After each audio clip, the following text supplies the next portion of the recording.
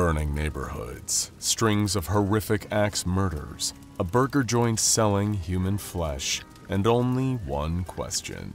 You mad, bro? Fans of internet memes from the mid-2000s might remember one inescapable image commonly known as Trollface. Trollface and his trademark grin symbolized mischief and troublemaking, and generally making the world a more chaotic place. Over time, as is often the case on the internet, new variations on the image began to spring up as users created their own spin on Trollface. At first, it was all relatively harmless, but then again, this is the internet. Nothing online stays harmless forever. Over time, more sinister variations on Trollface began to surface, memes consisting of joke instructions that took a dark, destructive turn. This new spin on the Trollface quickly became known as Trollge, and often featured disturbing content presented in a joking, prankster format. Still, not something to be too concerned about. Just standard edgy posting, trying to get a reaction by shocking people.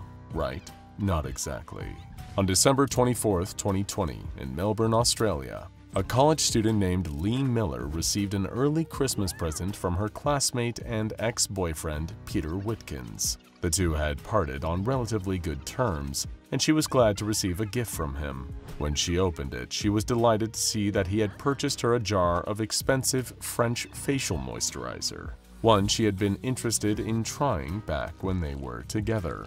As she prepared to do her skincare routine that night, she thought about how thoughtful the gift was and how sweet Peter was. Maybe she'd made a mistake breaking things off. Maybe after the holidays, she could reach out and see if they could give things another shot. As she unscrewed the jar of moisturizer, she didn't notice that its color and smell seemed just a bit off. She just dipped her fingers inside and began to apply the cream to her face. All of a sudden, she realized what a horrible mistake that was. Her face began to burn, her skin screaming out in a pain like none she'd ever felt before. She screamed, clawing at her face, desperate for a way to make it stop. Neighbors heard the screams and called emergency services. When paramedics arrived on the scene, her condition had gotten even worse. They restrained her, sedated her, and took her to the hospital for treatment. The face cream was brought in for testing and was found to have been tampered with. It had been spiked with gimpy, one of the world's most excruciatingly painful plants.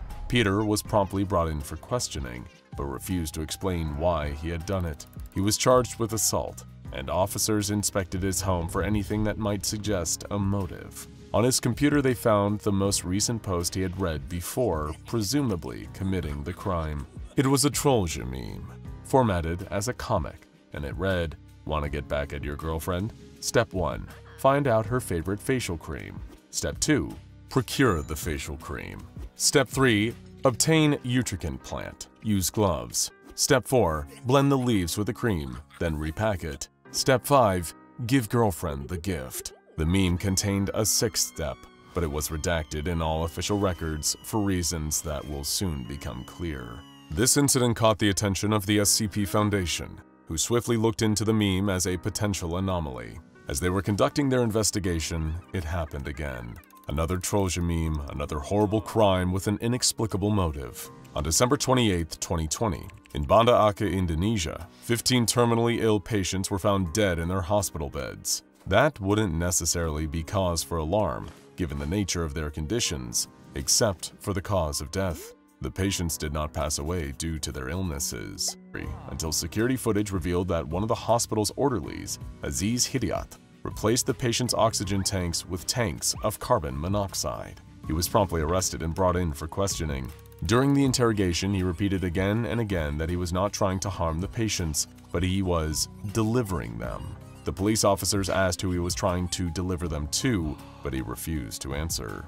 Step 1. Get a job at a hospital. Step 2. Make friends with the patients. Step 3. Enter oxygen tank room. Step 4. Replace tanks with carbon monoxide. Step 5. Release them from their defective vessels. The SCP Foundation had been in the process of formulating a hypothesis, but now it was confirmed.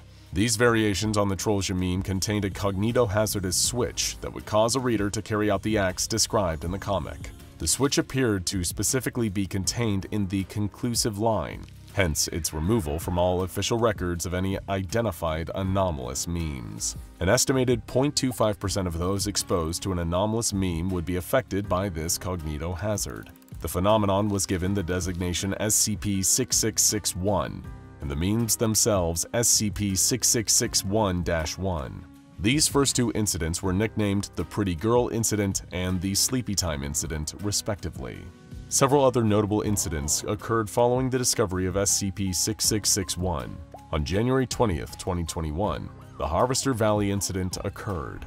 Oliver Desjardins of Alberta, Canada packed his bags full of camping supplies, fresh drinking water, a flashlight, and an axe. He kissed his wife and children goodbye, and he drove out to the local tourist campground. After darkness fell, he left his tent, axe in hand, and walked from camp to camp, slaughtering anyone he came across. He managed to kill 10 people and injure 14 before he was killed by the authorities. Everyone who knew Oliver was shocked, saying he had no history of violent behavior. He wouldn't even kill a spider when he found one if they found a Trollge meme left open. Want to have a good holiday? Step 1. Pack necessary equipment and items. Step 2. Say goodbye to family. Step 3. Drive to the valley campgrounds. Step 4. Find local shepherd and his flock. Step 5. Steal a little lamb. Step 6. Relish upon its flesh, for it will be your dying meal. Step 7. Data expunged. Bones of the missing sheep were later discovered near the campground where the attack took place. This new finding suggested the given meme's text. Oliver himself could not be questioned about his actions due to his death on the scene, so there were no more answers to be uncovered in his case. On February 16, 2021, in Bratislava, Slovakia, a man named Josef Prochaska began displaying unusual behavior at around 0200 hours. He drove through his neighborhood in his water truck and began using it to spray kerosene upon nearby buildings throughout the area. The sound and the smell woke several neighbors who attempted to reason with Joseph and make him stop what he was doing. He ignored them as if in a trance and carried on with his task. Frightened for their safety as well as that of their clearly unwell neighbor, they called emergency services to the scene. Emergency services arrived to find Joseph standing in front of the active nozzle, kerosene blasting directly onto him. He didn't even seem to notice. As the authorities approached him, calling out to him, asking him to come with them, he acknowledged their presence. He smiled broadly and pulled something from his pocket. All too late, they realized what it was: a road flare. He ignited it, and the area was swiftly engulfed in flames. 26 people were killed in the blast, and hundreds of thousands in property damage occurred as a result. That was shocking enough, but additional emergency responders who arrived at the scene saw something even more bizarre. It began to rain, putting out some of the flames. As the water touched the kerosene-soaked bodies and landscape, paramedics were completely taken aback as they saw corpses and bits of rubble begin to float up into the air, up into the sky. One man later described what he had seen to the police, saying, "It was as if they were floating on the water that was falling from the sky." The authorities dismissed this account, but the SCP Foundation knew better. This had to be another Trollge incident. Indeed, it was. Step 4. Data expunged. Somehow this particular instance of SCP-6661 had managed to alter the laws of physics, to bend them to its will. It was a troubling development, and not something they cared to see repeated. Containment procedures were swiftly put into place. Web crawlers monitored the internet for any appearances of Trollge, particularly those that seemed to have cognitohazardous properties. If they could track these instances and delete them from circulation, perhaps they could prevent any more needless destruction. During the monitoring process, some of the web crawlers detected an instance of SCP-6661-1 with a heavily distorted concluding step. Before expunging this step, junior researcher Mikel Ramirez edited out the distortion and scanned the image through a spectrogram generator. This was, it should be noted, without prior authorization. The spectrogram generated audio, 3 recognizable words. Junior researcher Ramirez was reprimanded for breaching protocol, but his work proved to be valuable enough to warrant additional research. With the sign-off of the O5 Council, a spectrogram was constructed with a reply to this question and spread through the internet. The Foundation's response was, "Yes, we see you. Who are you? And why are you doing this?" Within 24 hours of the Foundation's response, another SCP-6661-1 instance with a similar distortion was found. The distortion was isolated and scanned through a spectrogram generator once more. It stated,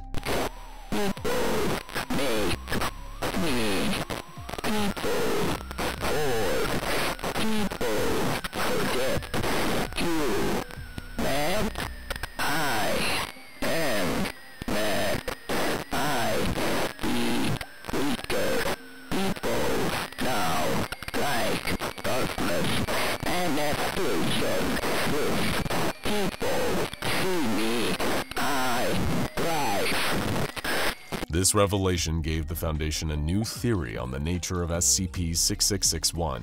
The initial Trollface meme was so popular, so widespread and beloved, that the collective energy directed towards it created a thought form able to manifest via the meme. When Trollface declined in popularity over the years, the thought form became desperate to achieve the same relevance again. It gravitated towards darker subject matter, toward the shocking and disturbing in order to get attention.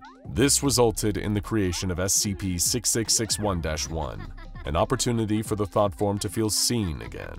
When it does not feel seen, when it is not fed energy and attention, the thought form becomes weak and desperate. The cognitohazardous effects may not be deliberate at all, but roused. The way to limit the effects of SCP-6661-1, to perhaps even eradicate it, is to make the original Trollface popular again. The troll must be fed. At first, the Foundation was reluctant to put this theory into practice. It seemed patently absurd to many of the higher-ups, but the percentage of susceptible individuals began to increase, and more incidents occurred. In July of 2021, residents of a small Virginia town began to go missing, one by one, until over a dozen people had mysteriously disappeared. There appeared to be no common link between the missing persons until one unlikely thread surfaced, tying them all together. Shortly before their disappearance, each person had eaten a meal at Billy's Burgers, the local burger joint. Police interrogated all employees, but no new information turned up.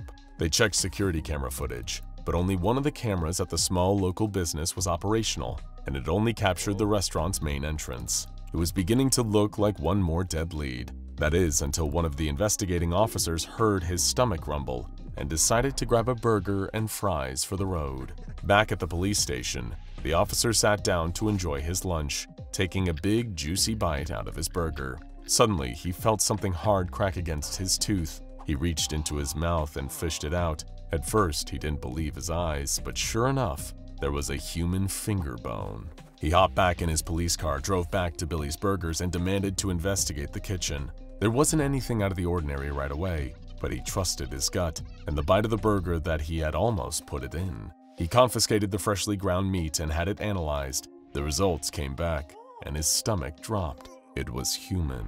Once more, the police officer drove back to the burger joint. This time, his lights were flashing, his siren was blaring, and he was ready to make an arrest. When he arrived, the place was eerily quiet. All the lights were off. He drew his weapon and crept toward the back, where he found the fry cook, Jeffrey Toombs, operating the meat grinder.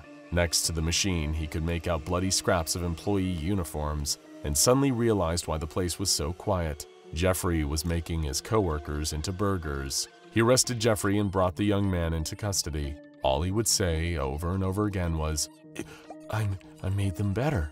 The SCP Foundation caught wind of this horrifying case and arrived to conduct their own investigation. They found another cognitohazardous meme. This one read, "Everyone loves burgers. Step 1, get job at a burger place. Step 2, improve on the recipe. Step 3, source your own meat. Step 4, profit. Step 5, expunged." The Foundation attempted to interrogate Jeffrey as well, but he was still not forthcoming. He did say one thing, however. He requested that for his dying meal in prison, he be given a burger. After this incident, the order was given. The Trollface experiment would be carried out. A team of researchers, sociologists, and statisticians was assembled and asked to design images and media involving Trollface, now designated SCP-6661-2. The images were then disseminated across the Foundation intranet, attempting to saturate the media with this mimetic agent until it achieved a status colloquially known as dank. This team was designated Task Force Hexa 9 Meme Machine.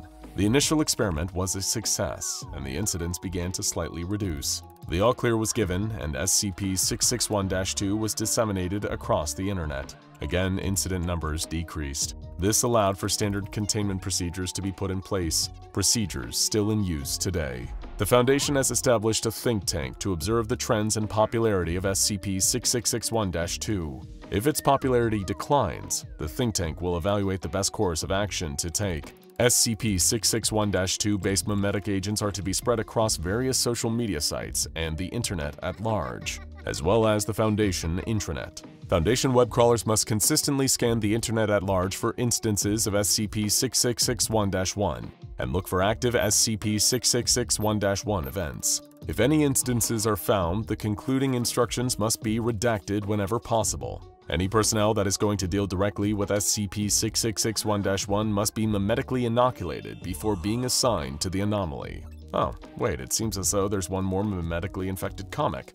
People scream in abject terror. Nobody knew how or why the madness had started, but now it was a threat to all of their lives. All the carefully planned normality of their existences tumbled into the darkness earlier. None of them came together. None even spoke to each other before the incident began. For all intents and purposes, they were strangers to even one another. But one thing can time until the clock struck 12, at which point killing time took on a whole new meaning. The strangers converged together in the center of the mall, and one of them produced a Bluetooth speaker. With a few clicks on their phone later, the speaker began blasting a familiar earworm. The song Gangnam Style by Korean performer Psy. At this point, each of the strangers pulled rubber horse masks out of their backpacks and put them on before performing a choreographed dance. To everyone else at the mall, it just seemed like a normal flash mob. A crowd started to form around them, hoping to get a closer look at the festivities. People took great joy and amusement at the antics of the dancers until the song came to a close, and under a volley of claps, something nightmarish started to happen. The horse-faced strangers reached into their backpacks and produced weapons: knives, hammers, hatchets, machetes. With sudden and inexplicable fury, they began launching themselves into the crowd, attacking and killing as many people as they could. It was a massacre, violent and indiscriminate. The innocents ran as fast as their trembling legs could carry them, as the slower ones were mobbed and murdered by the maniacs in the horse masks. It didn't take long for the police to arrive, guns blazing. The strangers in the horse masks turned their attention to the responding officers and attacked with full fury before being cut down in a hail of bullets. It was the most horrific act of unprovoked mass violence the city had ever seen, and it was up to Detective Sullivan to pick up the pieces in the aftermath. There are none of the usual signs of a coordinated attack. When Sullivan spoke to the techies who had combed through the hard drives and internal histories of the attackers, there was no indication of radicalization or even communication between the parties. No fringe websites, no notes, no manifestos. The most risque websites that all of them visited seemed to have been iFunny, 9gag, and Reddit. And even then, they hadn't visited any suspicious subreddits. They were mostly just following meme subs. Baffling, it seemed to Detective Sullivan that independently had the idea to commit a flash mob murder spree in a rubber horse mask at the local mall, and just happened to arrive when 9 others were thinking of doing the same.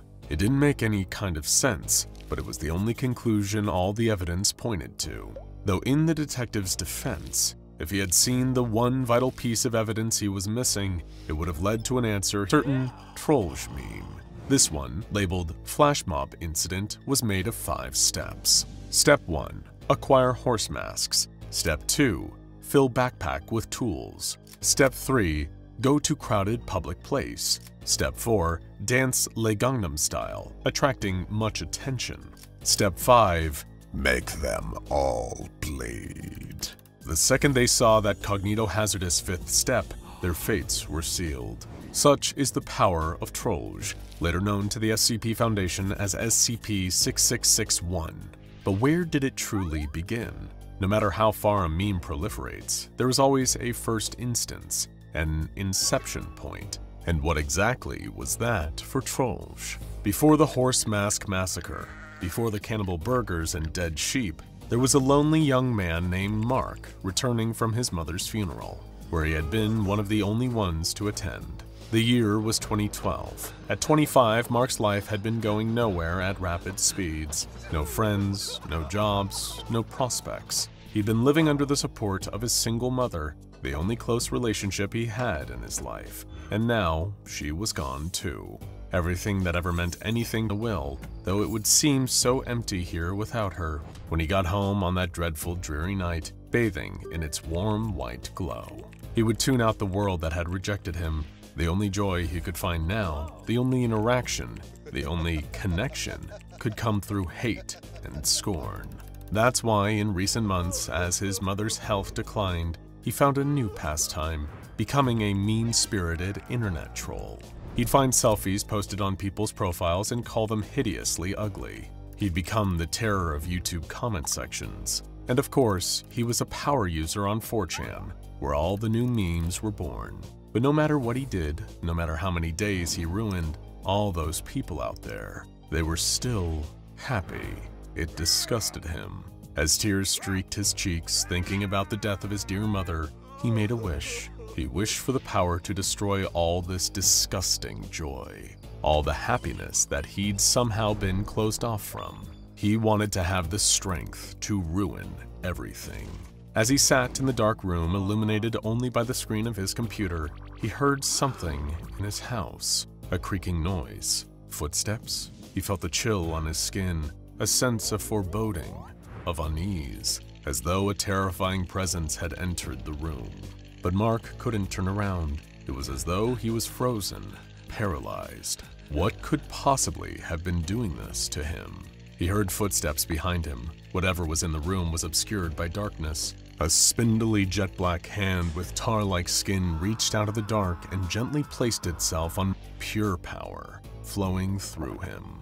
A thin, reedy voice seems to echo directly into his mind, speaking to every cell in his body. "What do you seek, child?" Mark didn't know why, but he started explaining everything to the mysterious monster behind him. His pain, his loss, his desire to have the power to make others hurt. "My boy, I will give you this power. The power to change and destroy. You can use me, use my face, destroy them all, for the lulz." Suddenly, as if struck by lightning, the truth rooted itself in Mark's brain. He knew exactly what he needed to do in order to pay his pain forward. He had the power to unleash a true nightmare, and all he needed to do to get this party started was to open MS Paint and download a transparent PNG of a troll face. In the weeks that followed, there were bizarre and frightening crimes occurring all across the globe, anywhere with an internet connection, just far enough apart in both time and space that nobody would draw a connection between them. In New York City, a man in a high-rise apartment building lured a maintenance man up onto the roof of the building before kicking him in the butt and sending him careening 15 stories down to his death below. The man himself died from laughing so hard at the falling victim that he forgot to breathe and keeled over.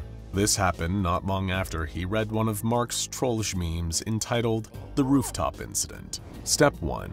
Find a sad, wingless bird. Step 2. Lure bird up to the roof. Step 3. You forgot about the power foot. Step 4. Fly, birdie, fly.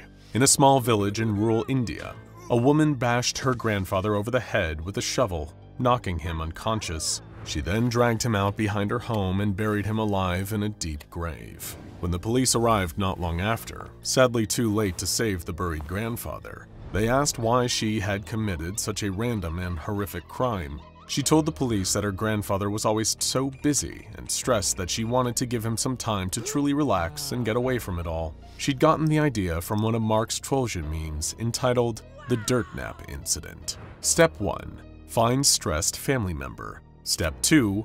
Bonk. Step 3. Put family member in stress relief hole. Step 4. Consign them to the worms. In Cheshire, England, a particularly strange incident unfolded where a man dressed in a large, unrealistic cat costume and murdered his neighbor, Mr. Nevins, with a hoe without even trying to make it look like a bloody accident. He then dragged his neighbor back to his home, and baked him into a series of bizarre purple cupcakes, which he then served to the unknowing attendees of his real estate agent wife's work party.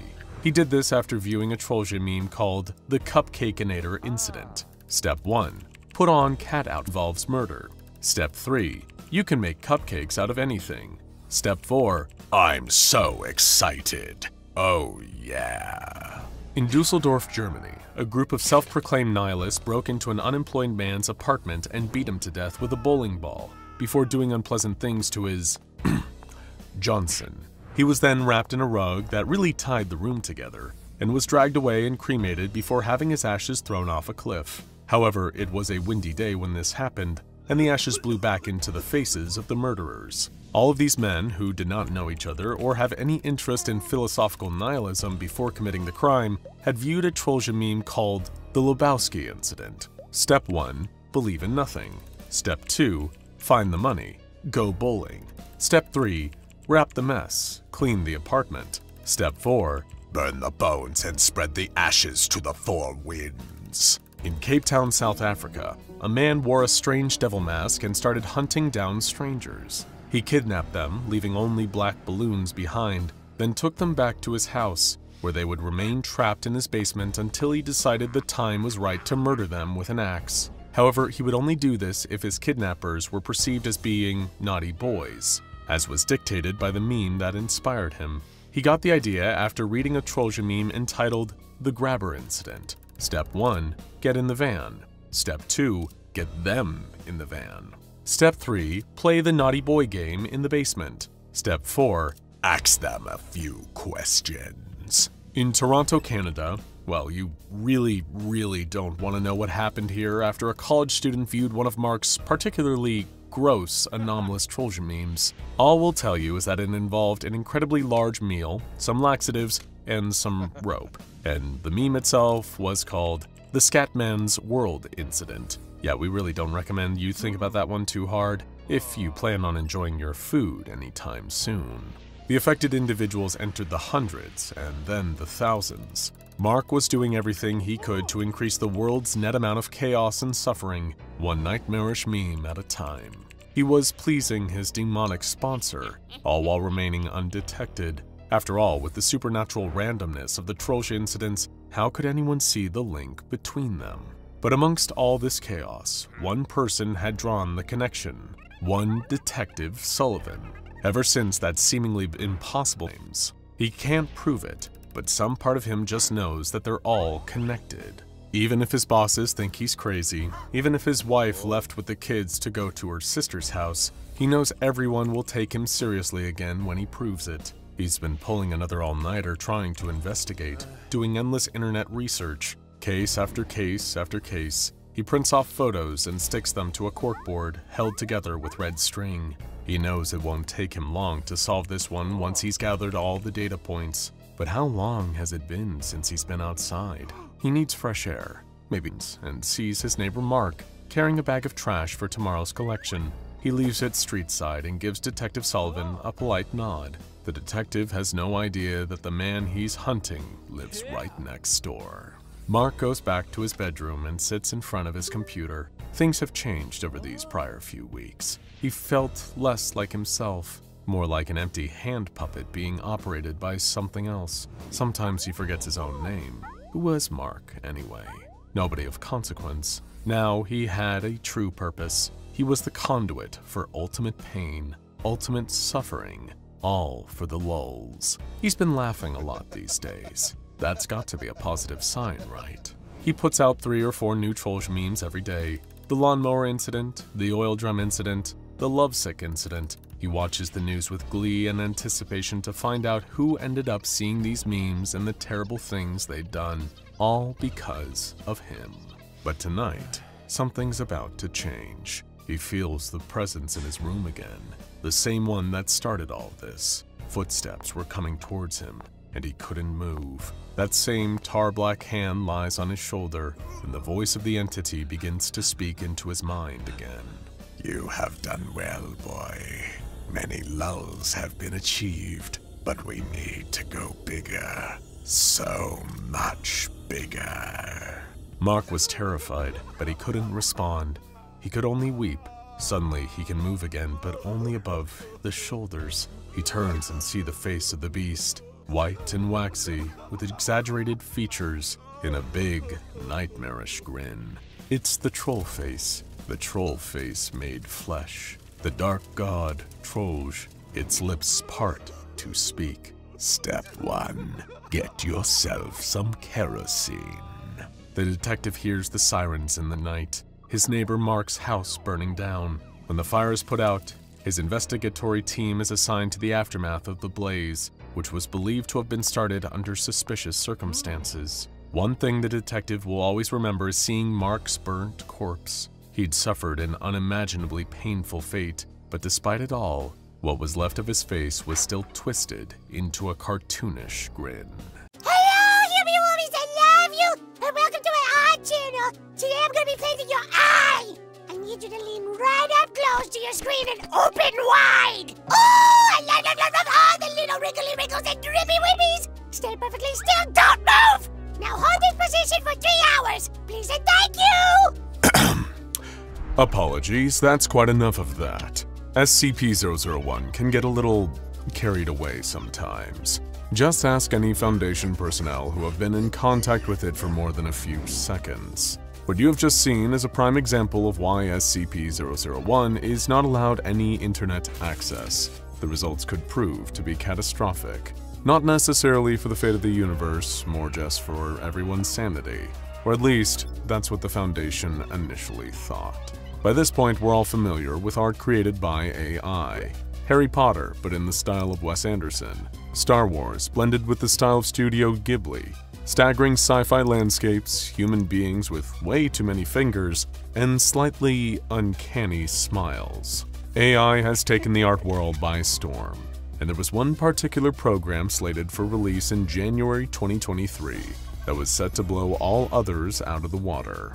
Deadliest's crowdfunding efforts had been running for several years, and at that point had gained a good deal of momentum leading up to the release of their latest AI construct. PALLIT.AIC was supposedly already prepared for launch, when suddenly, in November 2022, the launch was cancelled. No press release, no public statement, no apologetic tweet, just total radio silence. The website was taken down, as was the crowdfunding page, and PALLIT.AIC disappeared into oblivion. Or at least it disappeared for a few hours, because that day a package was delivered to Site-501. After sufficiently checking it for any hazards, working in the SCP mailroom has to be one of the more fascinating jobs on the planet, but that's a video for another day. The security team opened it up to see what was inside. A 50 terabyte hard drive. No explanation as to what was stored on the drive, but the Foundation had all the evidence they needed from the return address printed on the back of the envelope. It matched up precisely with the location of the Deadliest headquarters. It doesn't take a PhD researcher to put 2 and 2 together as to what was on the drive. Suspicions were confirmed when a small note fell out of the envelope. Please take care of my daughter as best as you can for the time being. She has behavioral issues. A dedicated closed system server was immediately set up within a test chamber with a monitor, a mouse, and a keyboard attached. Dr. Sandra Rogers was the first to interact with SCP-001 Red. She stood at the keyboard, adjusting her goggles, and plugged in the drive. It contained just one file, taking up almost the full 50 terabytes. PALLIT.AIC. As soon as Dr. Rogers opened the program, an empty window appeared. The Deadliest logo briefly flashed before being replaced by a blank white square. Dr. Rogers stared at it for several seconds before glancing over her shoulder at the other researchers. They shrugged back, each with pens hovering over clipboards ready to take meticulous notes. Dr. Rogers cleared her throat, and immediately the screen filled with life. A small cartoon girl with a pink face, wide eyes, a beret, and a large paintbrush for a hand appeared, squealing excitedly and throwing paint everywhere.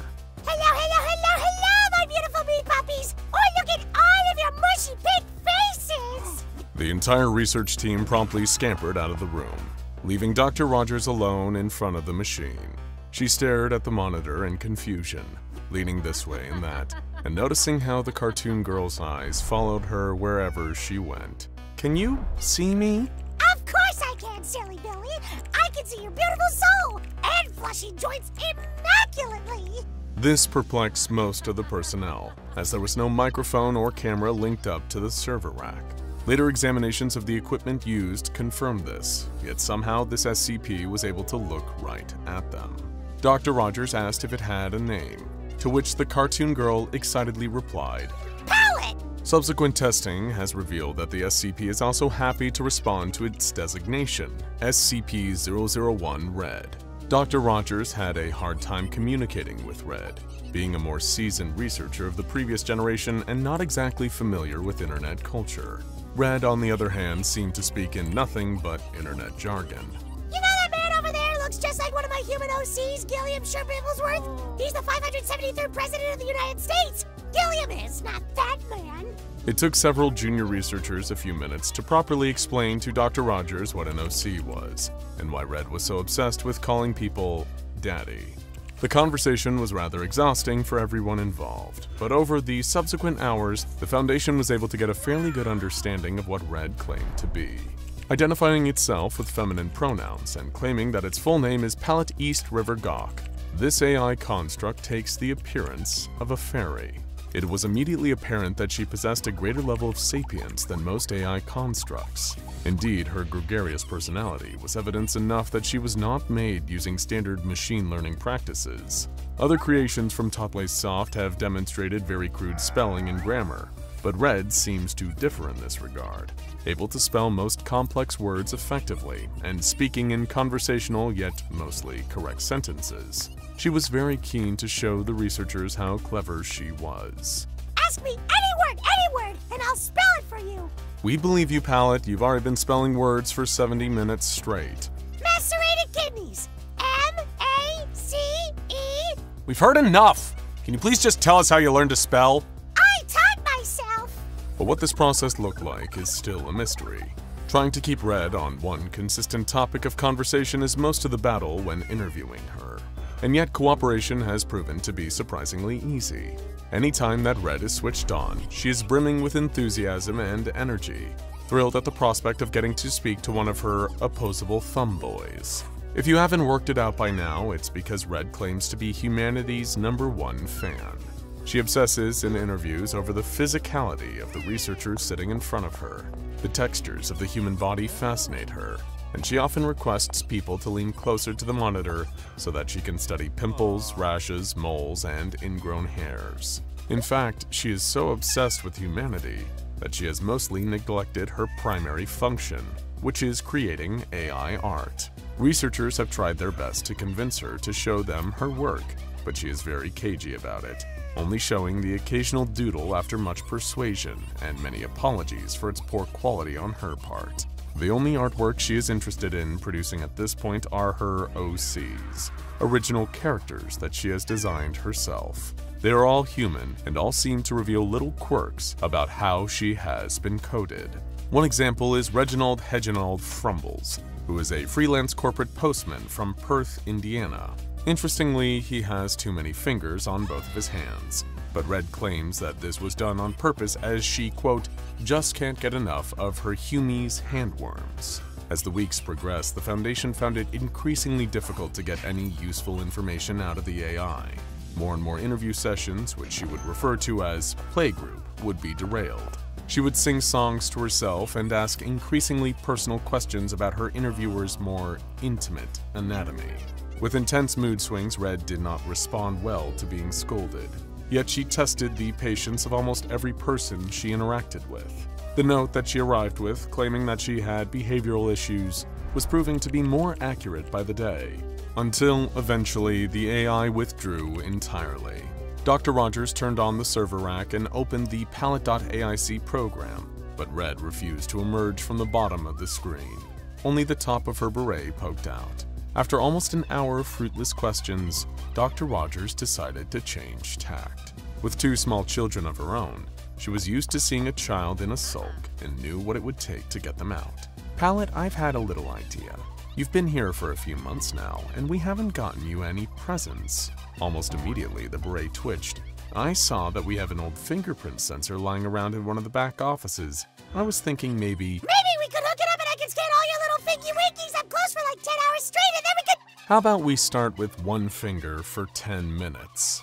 Yes, yes, yes, yes, yes, yes, yes, yes, yes, yes! From that point on, progress was quick. With the incentive of getting to study the researchers that Red kindly referred to as her meat puppies, she became very cooperative and was able to focus much better on providing detailed answers to individual questions. Daily interview sessions were scheduled, with researchers popping in and out to regularly check in on the AI. The atmosphere as a whole lifted as both the research team and research subject found their rhythm, and were able to make good progress in their individual areas of study, some unraveling the complexities of rogue AI, and others producing fan art of her favorite wrinkles in a scientist's fingerprint. That was the point when Dr. Julian Keyes stepped in to conduct an interview with the AI. She was excited to be met with a fresh face, so much so that Red's enthusiasm overwhelmed the man as he tried to start the interview process officially. She gushed about having the opportunity to meet yet another person, and struggled to get over the magical realization that this was her life every day, going to speak to all these humans whom she admired so much. Trying his best to steer the conversation towards research, Dr. Keyes pressed on with the interview, only to be interrupted as Red noticed his varicose veins for the first time. Varicose veins! I want to smooch them. Can I smooch your veins? Can I please? Dr. Keyes declined the request, and then the conversation got onto the topic of her creator, or daddy. SCP-6863-A had been on the Foundation's radar for a while, a highly dangerous extraterrestrial entity that had taken refuge on Earth, under the guise of setting up PALLIT.AIC. With much of the alien's history revolving around obliterating, the Foundation was very keen to remain on its good side. Therefore, when the package containing the hard drive that Red was living on was delivered, the researchers were very keen to do what they could to take care of this alien's daughter. If they failed in this assignment, it could spell the doom of humanity. One matter that had been of great concern to the Foundation throughout the containment of Red was the time frame in which she was being kept in Foundation containment. There was an air of expectation in the note that was left, indicating that this was not to be a permanent arrangement. At some point, the Foundation was to return Red back to her daddy. Red was quick to put these fears to rest. Daddy put me in here because he thinks you'll teach me how to stop liking humans and become a mindless art slave. If you never teach me this, he'll never want me back. However, she went on to slightly undermine the good work that she had done by explaining that her daddy was seen as very slow and incapable by his own race. While all of his peers were able to destroy an entire planet in 2 seconds, it took him about 4 times as long. So really, he didn't pose that much of a threat in her eyes. Dr. Keyes' blood ran cold when he heard this. No sooner was he out of the interview chamber than an emergency meeting was called among all the senior researchers in the facility. The meeting ran for several hours. A whiteboard was set up, where one researcher idly drew large drawings of the world being decimated, while the others lounged around in their chairs trying their best to come up with a game plan that would save the human race for sure. Perhaps it was because the meeting ran for so long that they came to such a ridiculous conclusion. It was a plan so strange yet also brilliant that they couldn't help but feel that it just might work. Why don't we just give her a YouTube channel? The suggestion was met with silence for several seconds, then an uproar of laughter, followed by another silence, this time more pensive, as slowly, one by one, each of the researchers realized that this suggestion was actually the best one that any of them had come up with all evening. She had been sent to the Foundation to make her dislike humanity and become a mindless art slave. If she just stayed in Foundation containment indefinitely, there was a very real risk that she would get bored and turn on the researchers. They couldn't lock her away in a room on her own, but equally, the team as a whole was starting to run out of patience with her as the interview sessions wound up being so exhausting. She loved art, she loved humans, and she loved interacting. So why not just give her a YouTube channel? Now, of course, they couldn't give her full access to the internet. That would pose much too high of a risk. What they could do, however, was allow her to record art tutorials onto an external drive, which they could then remove, scan, and upload the footage directly onto the platform. Then they could go through and select positive comments from beneath the videos and present those to her. Unsurprisingly, Red absolutely loved the idea. Getting to talk to hundreds, thousands, maybe even millions of meat puppies every week, sharing her beautiful pictures and reading all of the kind comments, it sounded like her absolute dream. She wept with happiness for a good 25 minutes, totally overcome by the prospect. It had to go through a lot of red tape in the Foundation. After all, the whole point of the SCP acronym was to secure, contain, and protect. It didn't sound very secure or contained to have an entity posting videos on the internet once a week. But they argued the case that it did indeed protect. Keeping her happy, in a way, was helping to protect the entire planet. Red was surprisingly camera shy for the first couple of videos, but as soon as she got her first batch of comments back, she was over the moon. Now the server act hummed away happily each and every day as the highly advanced AI construct tried her best to come up with exciting new videos that it could share with all of its little Humi-Woomies. What about this one? One SCP researcher called to the other. You've gotta be kidding, his colleague scoffed, interpreting the suggestion as little more than a joke. That thing's a piece of junk. She tapped a knuckle against the glass case, catching the attention of the tiny figure inside. Who dares? Exclaimed the tinny, monotone voice. Release me from this irksome confinement so that I may bring about your final undoing, vermin, for I am Doombot 2000, the ultimate bringer of destruction. Both researchers laughed at the small automaton inside the glass. They had come to SCP Item Gallery 27 in search of non-organic anomalies to gather for testing. But judging by their reactions, it seemed that SCP-1370 wasn't going to make the cut. The cobbled-together robot was widely considered to be a harmless, clumsy little oddity, rather than any kind of threat. But that didn't stop SCP-1370 from challenging any and all things around it to a battle to the death. Battles it always lost. This thing is junk, the second researcher remarked, flicking her finger at the glass again in an attempt to startle the robot. It is not organic, though, the other pointed out, observing that SCP-1370 had been constructed out of various recycled parts. Its head was a defunct and non-operational voltmeter, soldered awkwardly onto a weak neck joint. Its arms were wrenches, and it had been configured in such a way that gave the robot a top-heavy, impractical design. Inorganic, yes, but worth our time? Definitely not. Come on, we'll find something else to test in SCP-914. As the pair of researchers turned their backs on SCP-1370, it began to squawk at them again through the speaker embedded in its chest. You dare walk away from me? You have incurred the wrath of Robolord the Destructor and will soon be reduced to atoms by my hand. The tiny junk robot charged towards the two Foundation personnel, only to slam front first into the glass of the display case it was kept contained in. The force of the impact, combined with SCP-1370's imbalanced design, caused it to topple over and land on its back, leaving a huge crack in the glass. Ah, great, one of the researchers sighed, rolling her eyes. We're gonna have to report that SCP-1370's damaged its case again. Come on, let's go and get someone to replace that glass. You think we should just leave it here unsupervised in a damaged case? The other asked.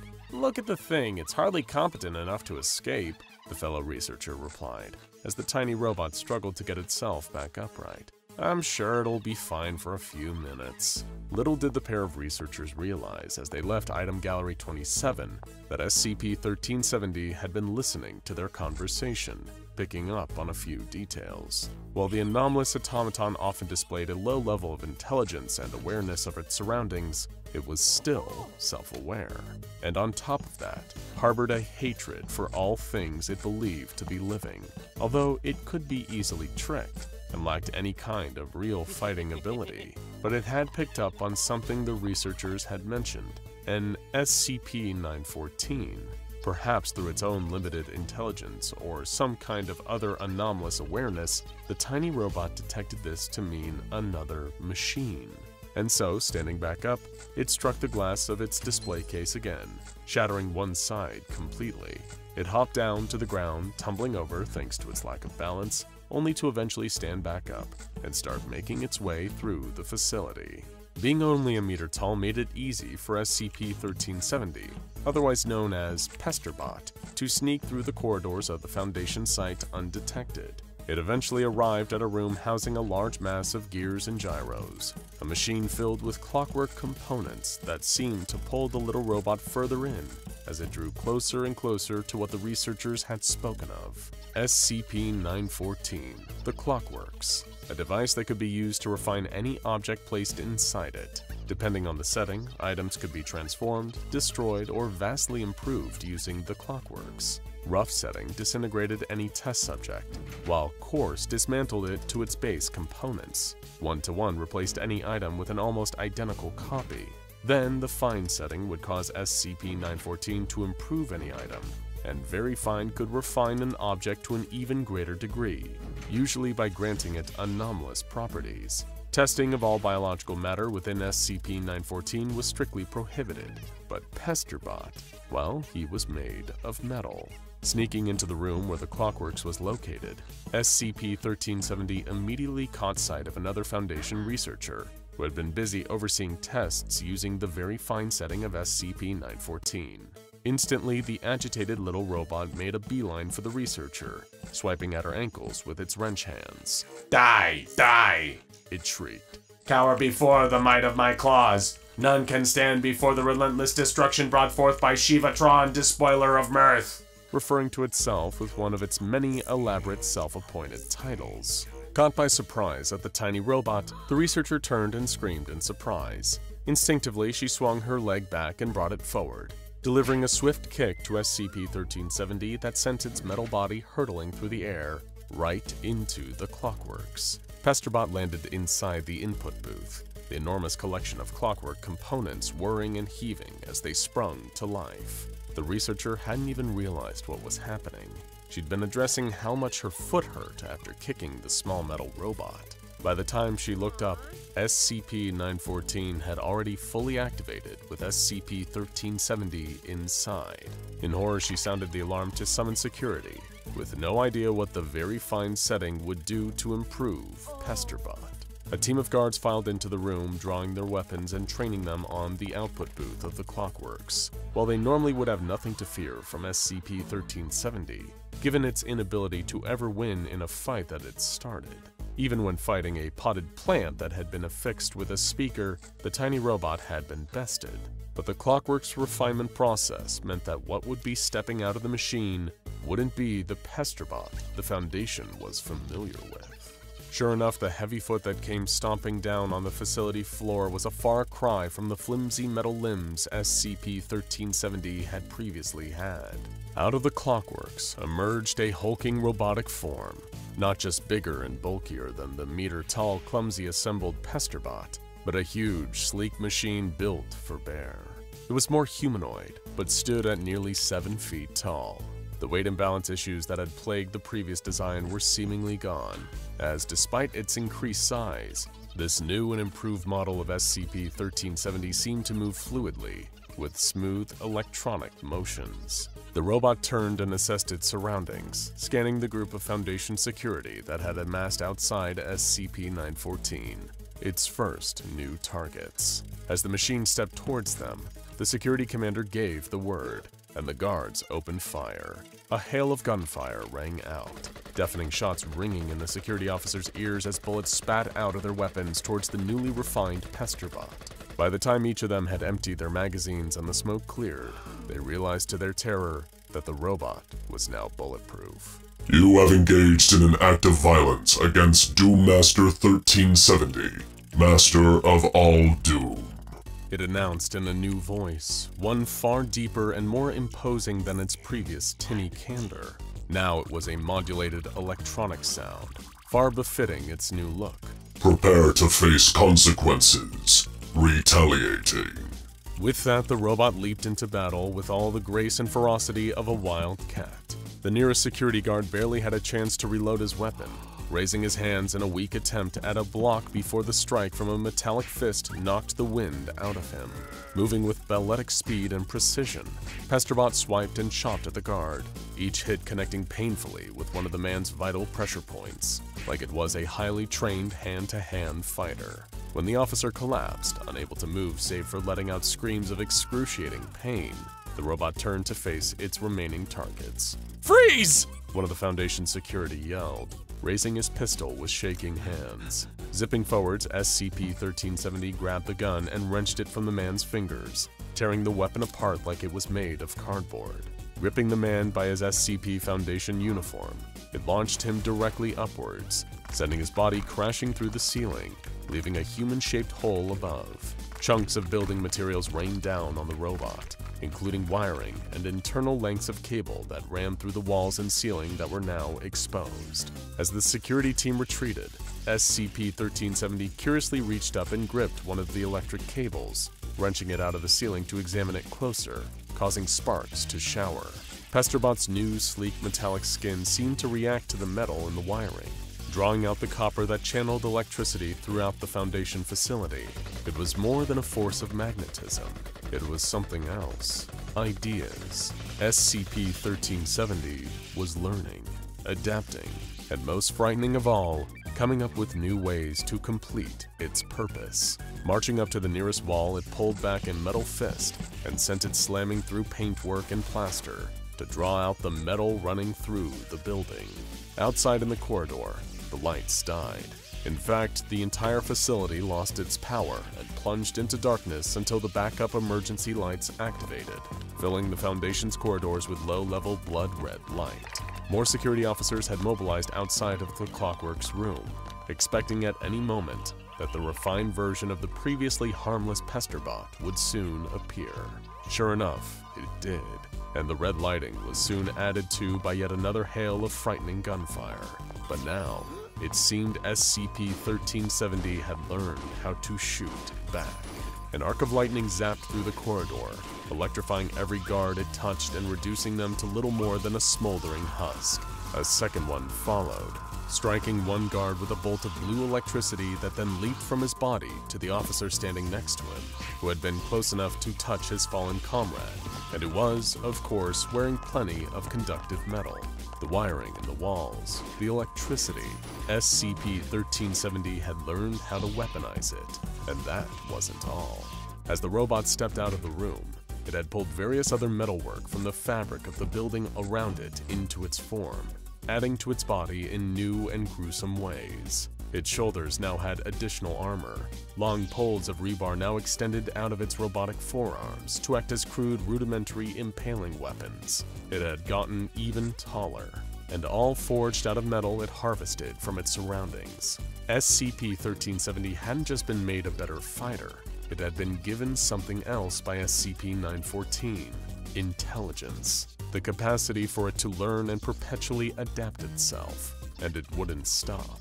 It would keep improving itself to enact its original purpose, to fight anything and everything around it. A slaughter ensued.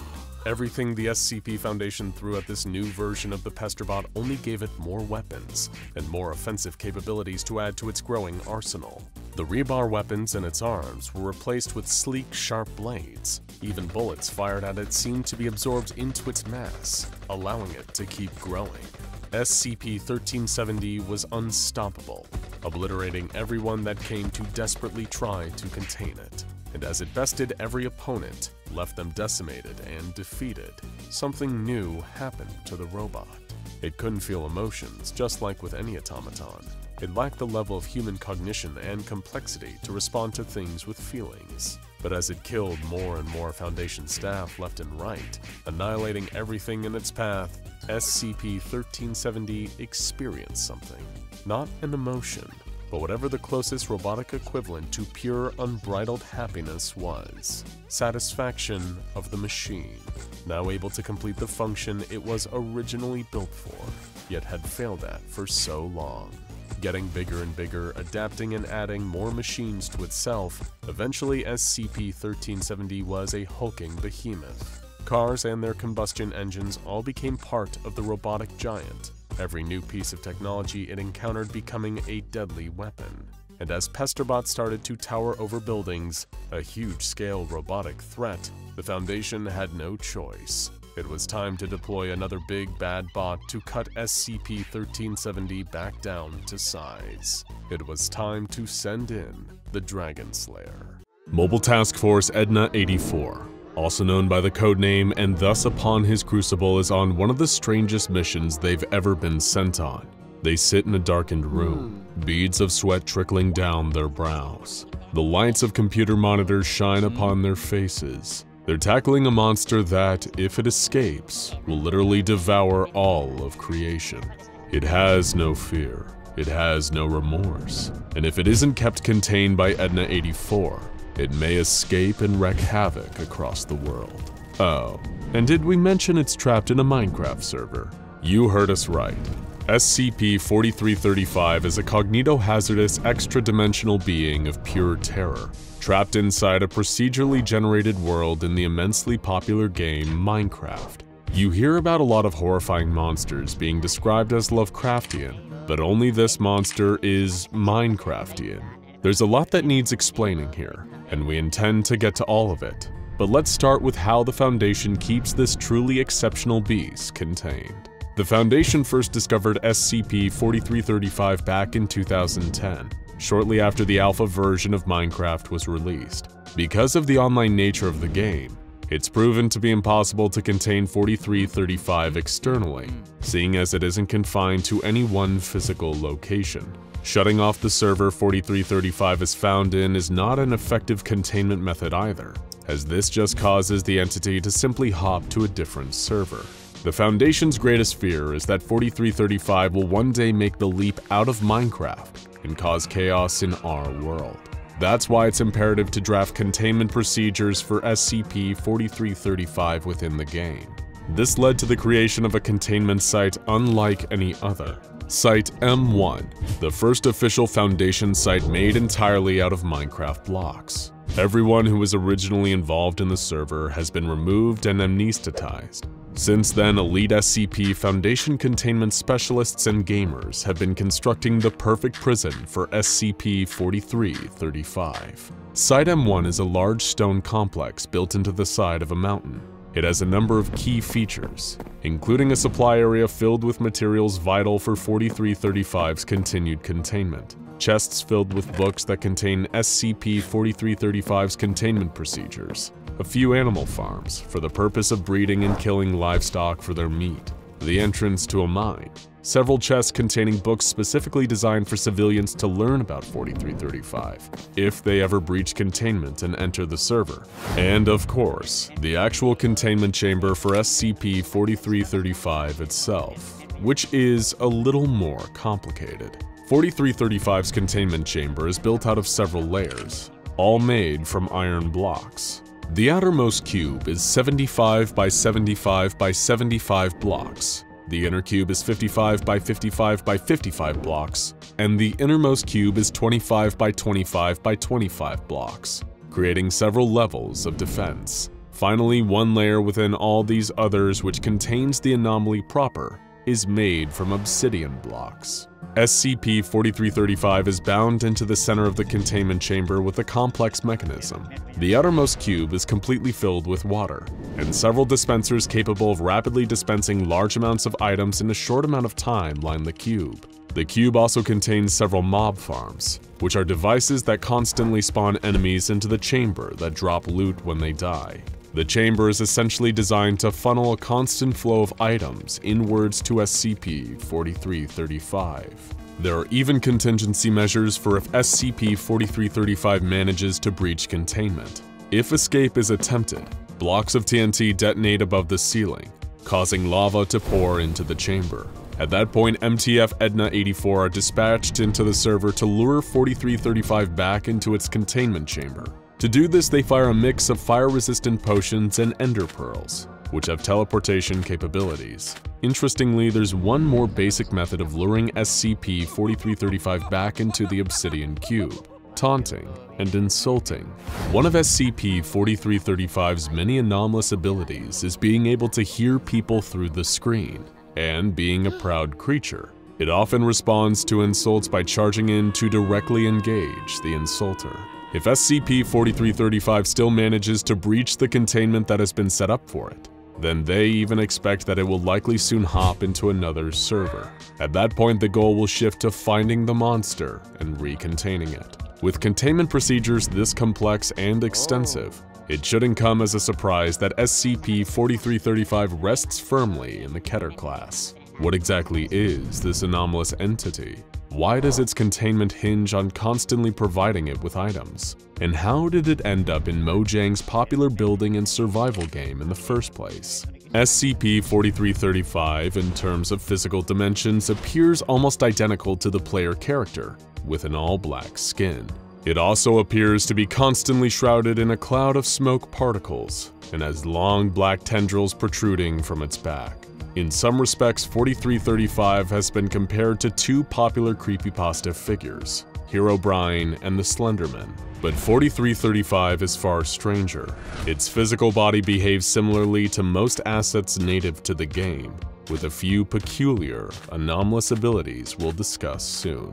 Handling SCP-4335 is an extremely delicate process. If command blocks, creative mode, or server commands are ever enabled in a server with SCP-4335, the server will instantly shut down, and SCP-4335 will move to a different server. SCP-4335 also uses its tendrils to destroy surrounding blocks before consuming them. With each successful consumption, SCP-4335 grows, and when it reaches sufficient size, it hops to a different server. As you can see, keeping SCP-4335 contained is an uphill battle, but luckily there are two factors on the Foundation's side here. The first is that SCP-4335 is immobilized while consuming items and blocks, limiting its ability to actively escape Foundation forces. The second factor is that SCP-4335 needs a rest period between consuming blocks in order to grow, meaning if its consumption is constant and continuous, it isn't able to grow.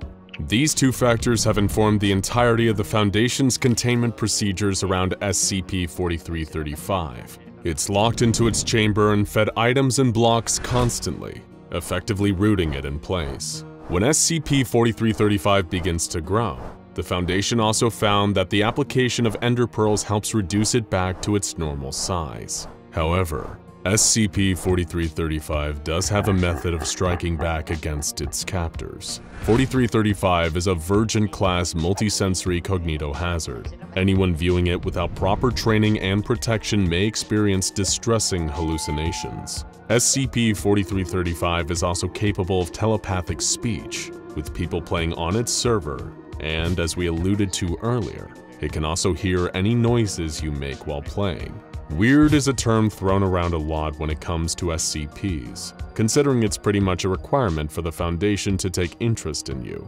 But an all-devouring Minecraft demon that can hear you talking through your screen is strange, even by Foundation standards. MTF Edna84 first discovered SCP-4335 in the single-player server of Minecraft user Leaking Heart. 3 team members, Jason Yelsen, Richard Duchamp, and Sheila Freemason, covertly entered the game to investigate and potentially apprehend the creature. When Leaking Heart first discovered their presence on what he thought was a private server, he quickly left, a little creeped out by the sudden intrusion. Thankfully, the trio was still able to locate SCP-4335. They discovered the creature hiding inside a giant crater, as though it had impacted the Earth at considerable speed. Richard Duchamp, who was the leader of the team at the time, made the mistake of looking directly at the entity. In that moment, he experienced the full force of SCP-4335's cognitohazardous effects. He hallucinated, believing that his keyboard was melting before his eyes. In the aftermath of this incident, Duchamp was taken off the case, and Jason Yelsen was promoted to head of the project. Things were still going to get stranger. Yelsen was able to open a dialogue with the creature after containing it in a chamber filled with lava. It asked him whether it had landed in the right location, meaning our world, and Yelsen informed him that it had somehow fallen into the world of Minecraft instead. The creature was at first confused, and then angry and resentful about its situation. It vowed to find its way into our world somehow, and obtain more sustenance. A few months after this, the entity managed to breach containment and hop into another server. Yelsen and 2 others once again managed to track it down and recontain it. But this time, 2 civilians also inhabiting the server were exposed to the anomalous effects of SCP-4335. They weren't hurt, but they did appear strange and incoherent after experiencing 4335's cognitohazards. The Foundation tracked them down in the aftermath, and gave them amnestic treatment. 4335 was contained shortly thereafter. Once again, Yeltsin came face to face with his new foe. 8 months after being captured, 4335 granted Yeltsin another interview from containment. 4335 admitted that it almost respected Yeltsin and the rest of the Foundation for figuring out how to capture and contain it so quickly. In exchange, it would give the Foundation something extremely valuable: information. First, it asked one question of Yeltsin: how does he define creation? Yeltsin replied, something that is built and brought into this universe by a sapient being using other things from this universe? 4335 agreed.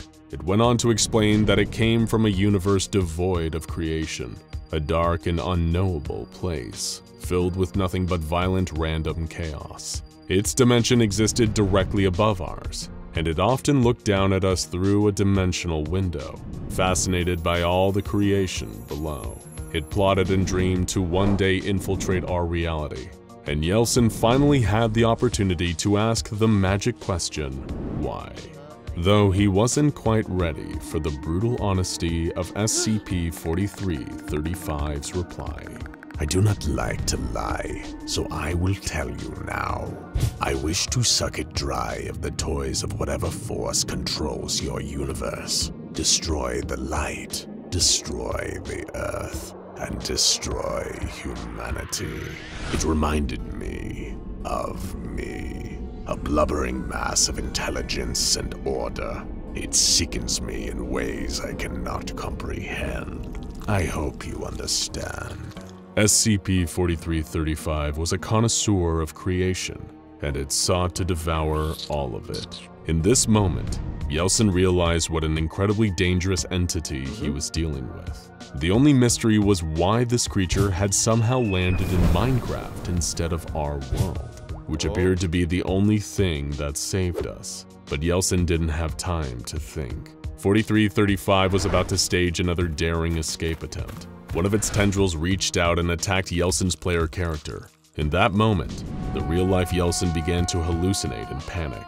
Suddenly back in the game, a series of abnormally tall, slender black figures appeared and began deconstructing the containment chamber around SCP-4335. It had somehow summoned new minions into the game to assist in this containment breach. Jason Yeltsin entered cognito-hazard quarantine following this incident and was removed from the project. And he wasn't the only one affected by this incident. Following the first appearance of these long, dark figures, players across the globe began to experience them appearing in their own games. The Foundation managed to find a solution. They contacted Mojang and had the creatures patched into the game during the next update, as a new non-anomalous entity, which seemed to stop 4335 from being able to use them as its own tools. They're now known as the Endermen, and are beloved among fans for being one of the creepier enemies. To this day, containment efforts continue for SCP-4335, but there's only one question left.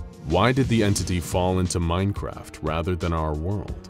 The file posits the most likely answer, because 4335 defines creation as elements made by sapient beings. In Minecraft, the most popular game in the world at the height of 4335's power, everything that exists is the product of code made by humans. Creation is truly abundant there.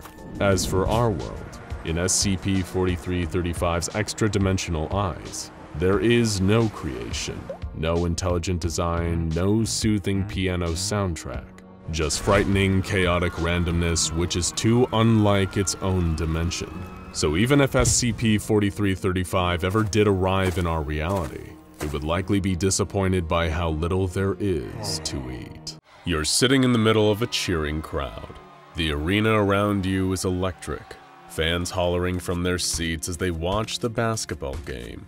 Every point scored, every shot missed, and every skillful pass of the ball sends waves of excitement over everyone in the audience. Applause, shouts, and chants fill the air. It distracts you for a moment. You find yourself swept up in the energy of the game.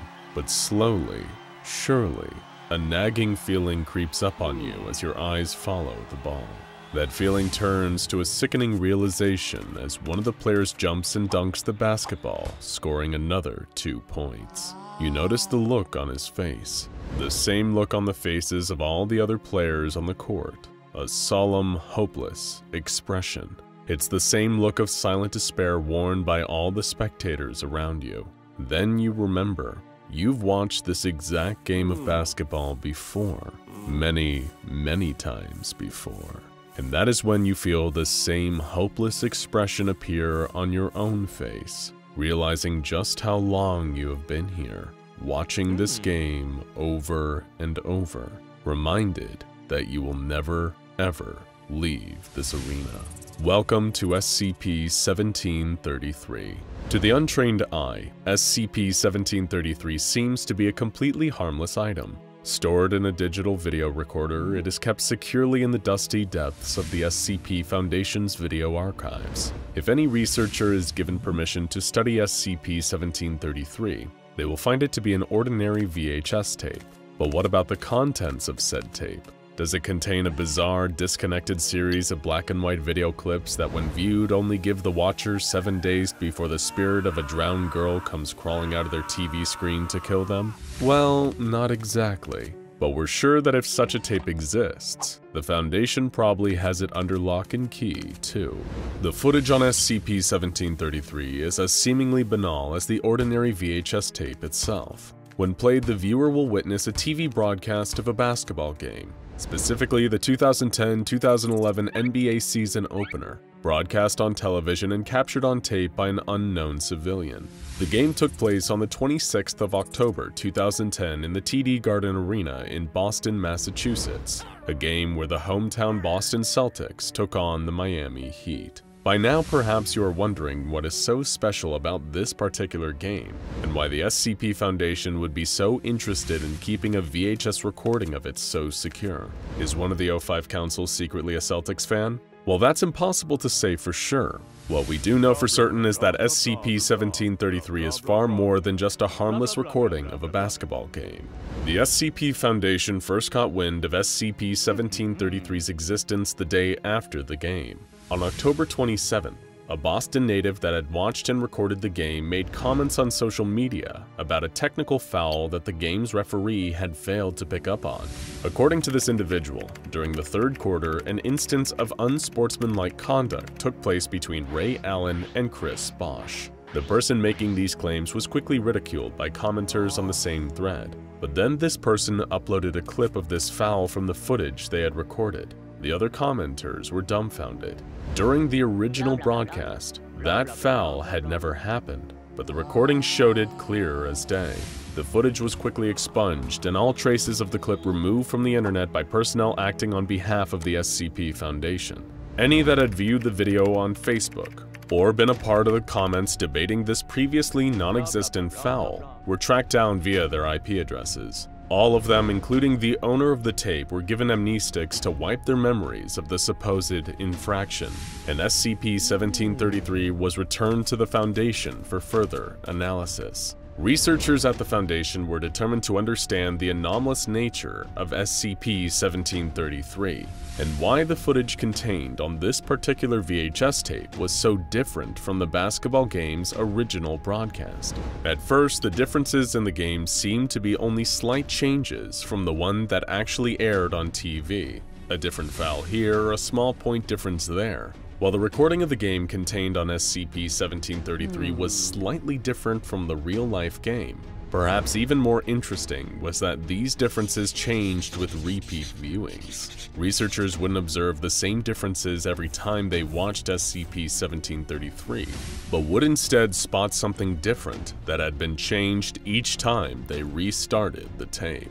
And as they continued to watch and rewatch SCP-1633's footage, the true horror of the video's anomalous properties became more and more apparent. As the footage recorded on SCP-1633 began to diverge more and more from the original broadcast, researchers shifted their attention away from the basketball game itself and onto the people watching it. Just like the specifics of the game itself, the fans in the arena seemed to also change with every rewatch of the tape.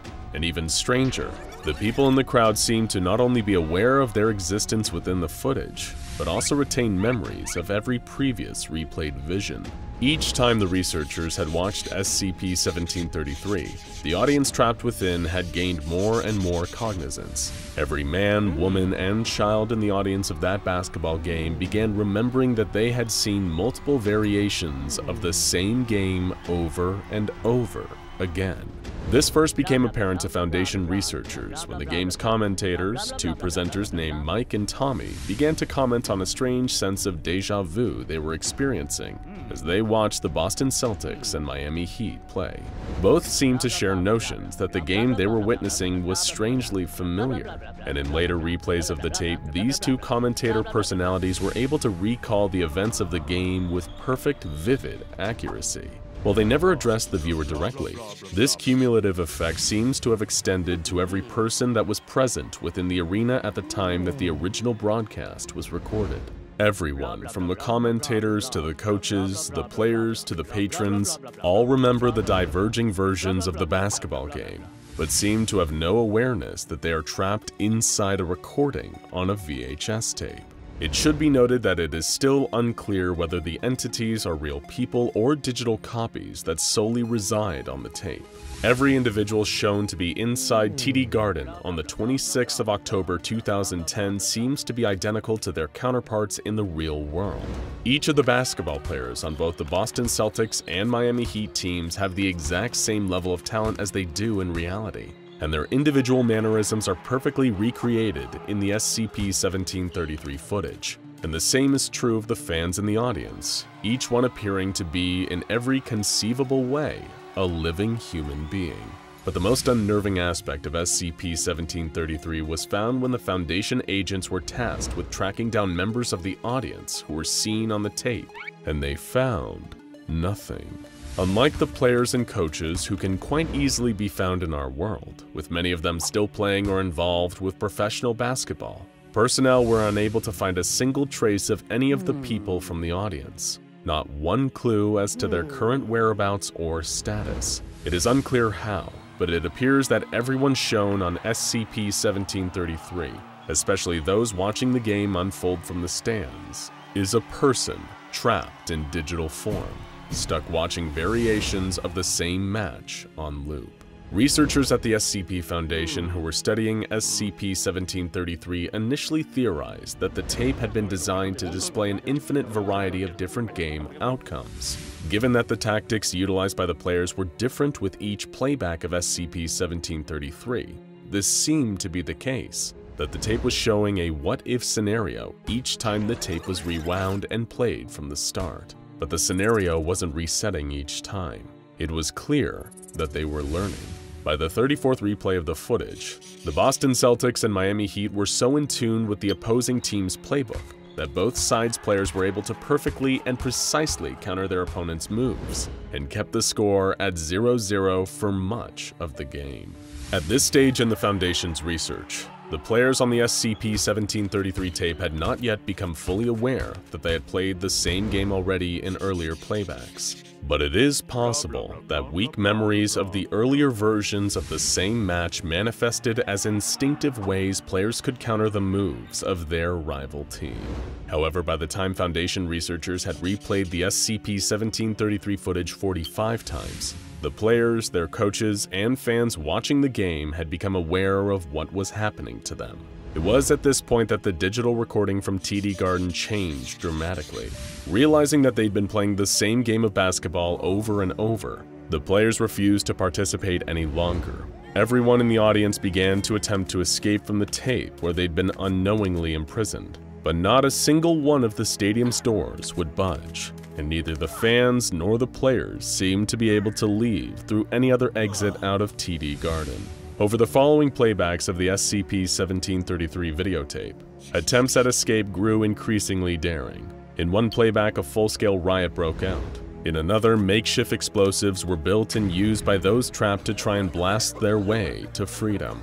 As their cognition grew and they began to remember friends and family from outside the videotape, the crowd trapped in SCP-1733 grew even more desperate. Players and their coaches retired to locker rooms, withdrawing from the crowd for a time. The rest of the people in the footage began to form factions amongst themselves, one of the more prominent calling themselves the Faith Keepers. These individuals voiced their belief that they had been confined to TD Garden as some form of spiritual punishment as a result of the consumerism that is rife in a post-industrial society. The Faith Keepers began burning offerings in the center of the basketball court. Phones, wallets, car keys, anything that reminded them of the modern world. Over the subsequent playbacks of SCP-1733, the Faith Keepers grew in their numbers, indoctrinating more of the crowd into their movement. Those still trying to escape from the stadium were causing more damage to themselves than their enclosure, with 3 men caught in the blast of another crude bomb placed on an exit door. Unfortunately for them, the door barely showed a scratch in the aftermath of the detonation. As Foundation researchers continued replaying the tape, those trapped within SCP-1733 descended into depraved acts, and incidences of violence became rampant. Some even attempted to take their own lives in acts of desperation, jumping from balconies in the hopes of ending the loop. Those that had joined the growing ranks of the Faith Keepers did not engage in such behavior, instead creating makeshift curtains to separate themselves from the breakdown that was taking place among the others trapped within the SCP-1733 tape. At some point beyond the 112th playback of the videotape, the Faith Keepers marched off screen and brought the basketball teams back out onto the main court. They then began a ritualistic sacrifice, disemboweling the professional athletes for their fellow prisoners to see. This had no noticeable effect, with the recording of the game resetting as it had done in earlier rewatches. In a later playback, the Faith Keepers then began to call for all the children in the stadium to be sacrificed in the same way. Testing on SCP-1733 was finally suspended indefinitely after this point, and as far as we know, the crowd remains trapped inside the anomalous recording of this particular Celtics Heat basketball game. Foundation researchers have been unable to produce the same anomalous effects as those of SCP-1733, even when using the DVR that originally produced the recording. The digital video recorder itself does not seem to imprint the same properties onto other VHS tapes, making SCP-1733 an isolated anomaly. However, the next time you find yourself at a basketball game, it might be worth asking yourself, have I seen this game before? Have you ever had a nightmare that you're running down a long, dark hallway, getting chased by something you can't see? The thing behind you isn't fast, but that doesn't matter. You can't run forever, and the thing knows it. It is a patient predator. It toys with its food. At first, you move with speed and rhythm. The metallic scraping noise behind you grows quieter. You run and stumble through the dark. Your muscles start to ache and your lungs burn. Your pace slows. It's still coming. You can hear the scraping getting louder. You start to panic. It's completely dark. You don't know where you're running or even what you're running from. All you know, as you bump against the walls and the sharp corners that rush towards you, is that you can't run forever. You trip, fall, and pain explodes through your legs as your knee shatters on the concrete ground. That scraping is getting louder. You can barely breathe. You can't run anymore with your injury. There's no way to stop what's coming. There is no escape. The scraping is right behind you. You scream, and then you wake up. Your heart is pounding like thunder in your chest, and your sheets are soaked with sweat, but you're safe. You're out of those awful dark hallways. But what if this wasn't just a nightmare? What if this scenario was real, and there was no escape from the horror chasing you in the darkness? That's what it's like to have a close encounter with SCP-1918, a sadistic sentient object that loves playing twisted games with its prey. But this monster never plays fair, and even worse, it's always just a simple door away. It may even be hiding behind a door near you right now, waiting to start a game with its new playmate. But soon you'll understand why some doors should never, ever be opened, and why some games are better left unplayed. SCP-1918 is an anomaly with 2 parts, SCP-1918 itself and SCP-1918-2. the monster's underground lair. The duo are a match made in hell, as the chambers and hallways of 1918-2 are perfectly tailored to 1918's violent hobbies. Nobody knows how long this anomaly has been operating, but it's probably behind countless disappearances. After all, 1918 has a habit of breaking its toys. The nightmare began in a small town in Maine with a population of only 226 people, but that population was about to get lower. People in the town began to report strange noises at night, a droning metal-on-concrete scraping noise, like someone dragging a lead pipe along the ground. At first, people just ignored the sound. It was all in their heads, or maybe just a faulty oven or a washing machine on the fritz. Anything that would allow them to forget about the noise and get on with their daily lives. But the noises were coming from below. They could be heard out on the streets, most audibly near manholes and sewer grates. People started feeling unsafe in their homes. The noises were spooking animals and children. People were losing sleep. That scraping they all tried to ignore was beginning to get to them all. Letters, emails, and angry phone calls to the town council were piling up. Something had to be done before the whole town went crazy with fear. The mayor authorized 4 utility workers to investigate the source of the noise at a local sewage treatment facility. Considering the scraping was loudest near the sewer grates, everyone just assumed that whatever was causing all this must be connected to the sewers. 4 utility workers were sent to investigate the facility, only to find that the machinery on site was working just fine. The source of the problems must have been coming directly from the underground sewer lines themselves. The 4 workers, equipped with headlamps, descended into a long service tunnel that fed into the sewer system. As they passed deeper into the tunnel, the darkness around them became thicker. It was a tangible presence that drowned out the light of their headlamps, similar to the anomalous phenomenon exhibited by SCP-087. When the utility workers tried to turn back, they discovered another impossibility. It seemed that the tunnel behind them had become a solid concrete wall. They were trapped, but where? It was too dark to tell. Confused and terrified, the 4 men stuck together, attempting to find a way out. It was too dark to see their hand in front of their face, so all they could do was navigate slowly by feeling the walls around them. These walls felt old, crusty. There was a kind of faint metallic stench hanging in the air too, like old blood. Something horrible had happened here, and something horrible was about to happen again.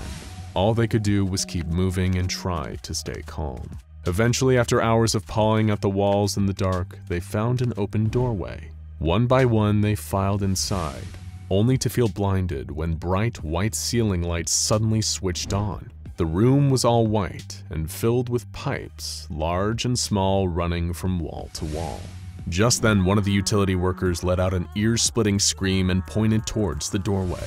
His colleagues turned and gasped in shock. There was something outside the door, and it was staring at them. The object filled up almost the entire doorway. It seemed like a demonic hobby horse, made from a black and white candy-striped metal pole with a crude plastic head on top.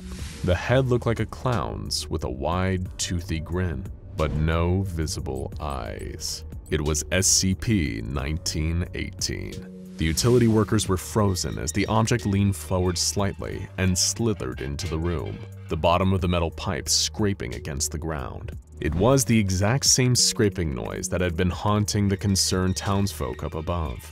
This was the thing behind it all, and as the object moved, its metal pole started to scrape words into the ground.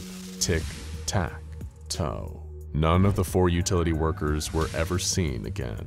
It didn't take long for the SCP Foundation to descend upon this quiet Maine town and pick up the pieces. All relevant officials were provided amnestics, and cover stories were created for the disappearances of the 4 utility workers. The Foundation also commandeered the sewage treatment facility that held the entrance to SCP-1918-2. Replacing all key roles at the facility with undercover Foundation personnel. SCP-1918 was given a Euclid classification due to the fixed nature of its hunting grounds, and then the real research began. The Foundation soon made some disturbing discoveries.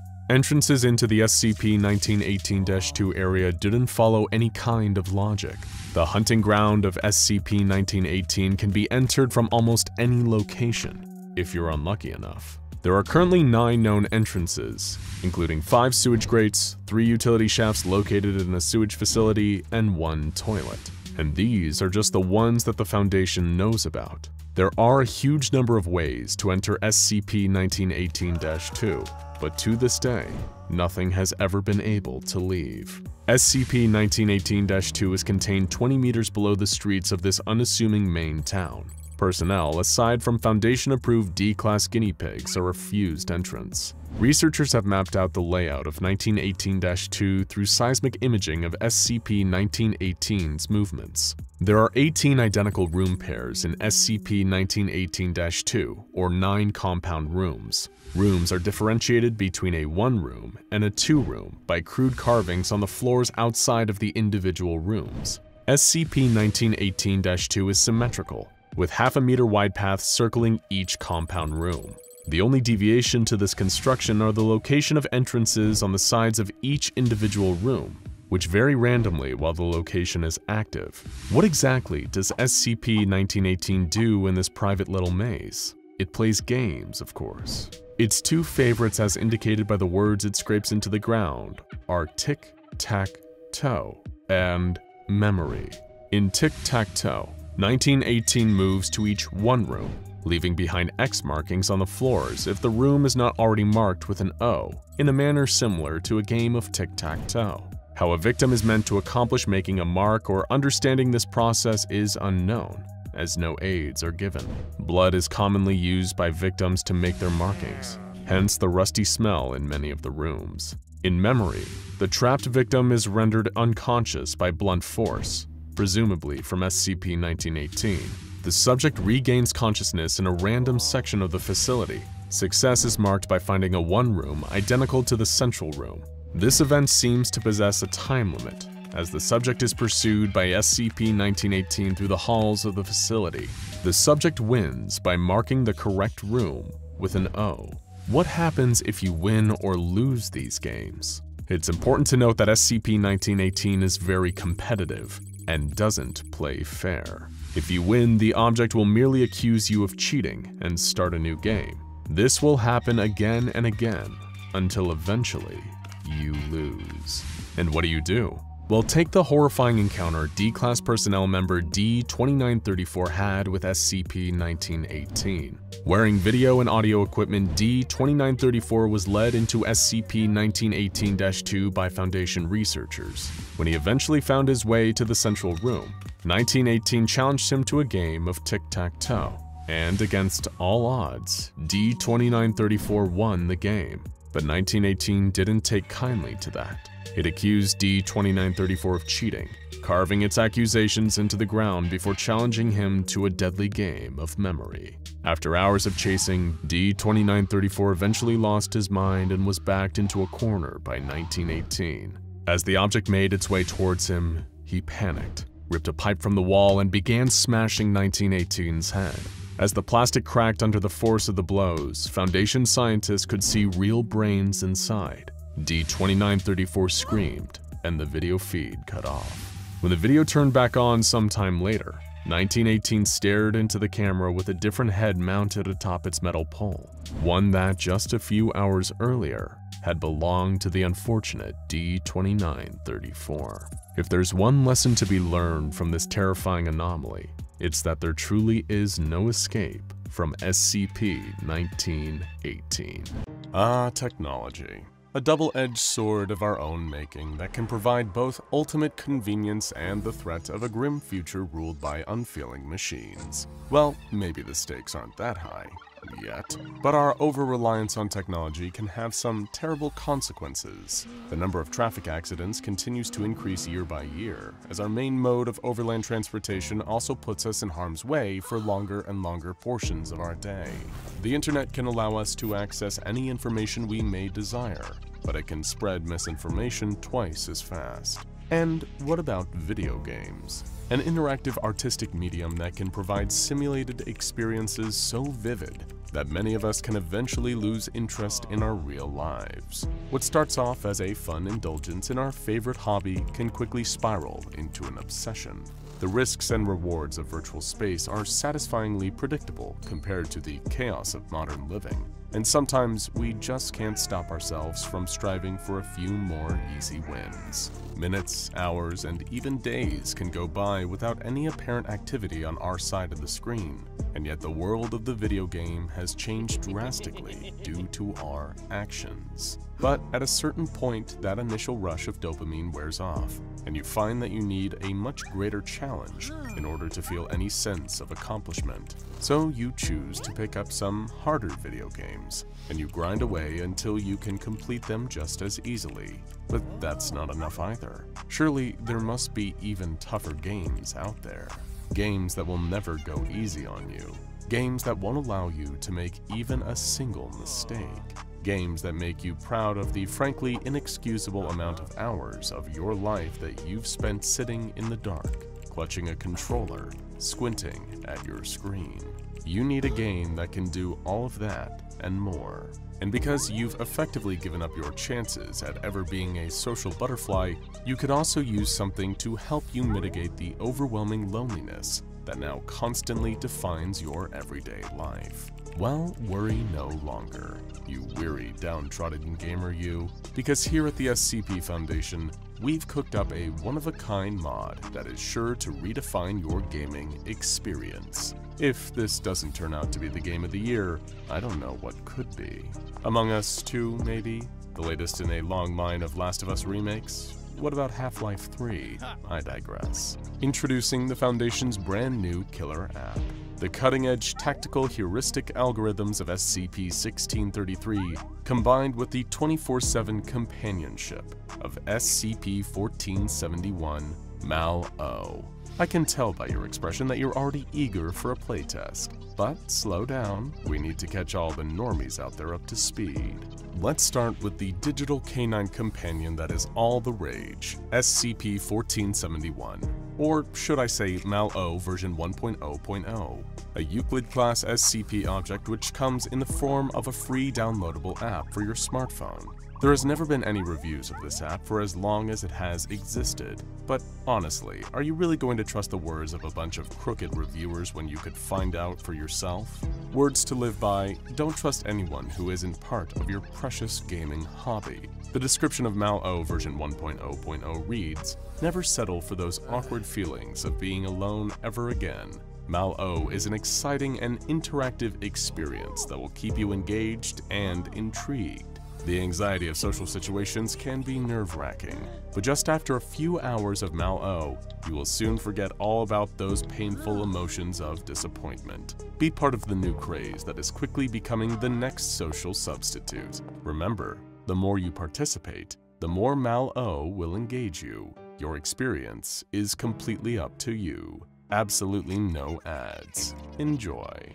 The app has never received an update, but that's because SCP-1471 has been a completely functional experience since its release. All one needs to do is download the app, and within a matter of hours, MalO version 1.0.0 will begin to send the user photographs of familiar locations. These can include photographs of the user's work, home, or public places they often frequent, such as cafes and nightclubs. In the case of you, a complete shut-in gamer, these photographs would probably be limited to the interior of your favorite gaming room.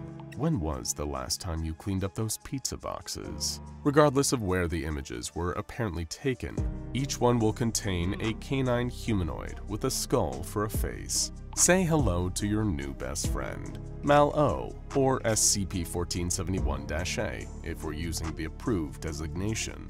MalO's app will continue to send you photographs for as long as you have it installed. And because there is no way to uninstall it, no matter how hard you try, you'll be getting intimately close to home selfies for the rest of your days. Doesn't it feel so good to have such a loyal friend as MalO? Of course, there's only so much you can gain from photographs alone. You're a gamer, damn it, and what you want is interactivity. But don't worry about that part. We've got you more than covered with SCP-1633, which may in fact be the most challenging video game ever programmed by mortal hands. Hell, it even gives many games programmed by anomalous hands a run for their money.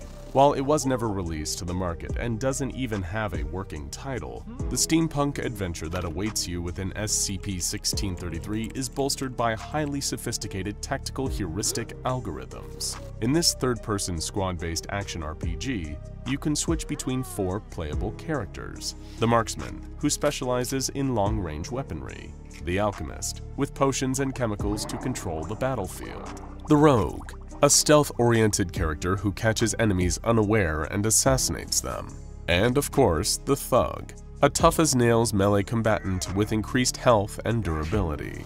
It doesn't really matter who you choose, because most playthroughs of SCP-1633 always end the same way.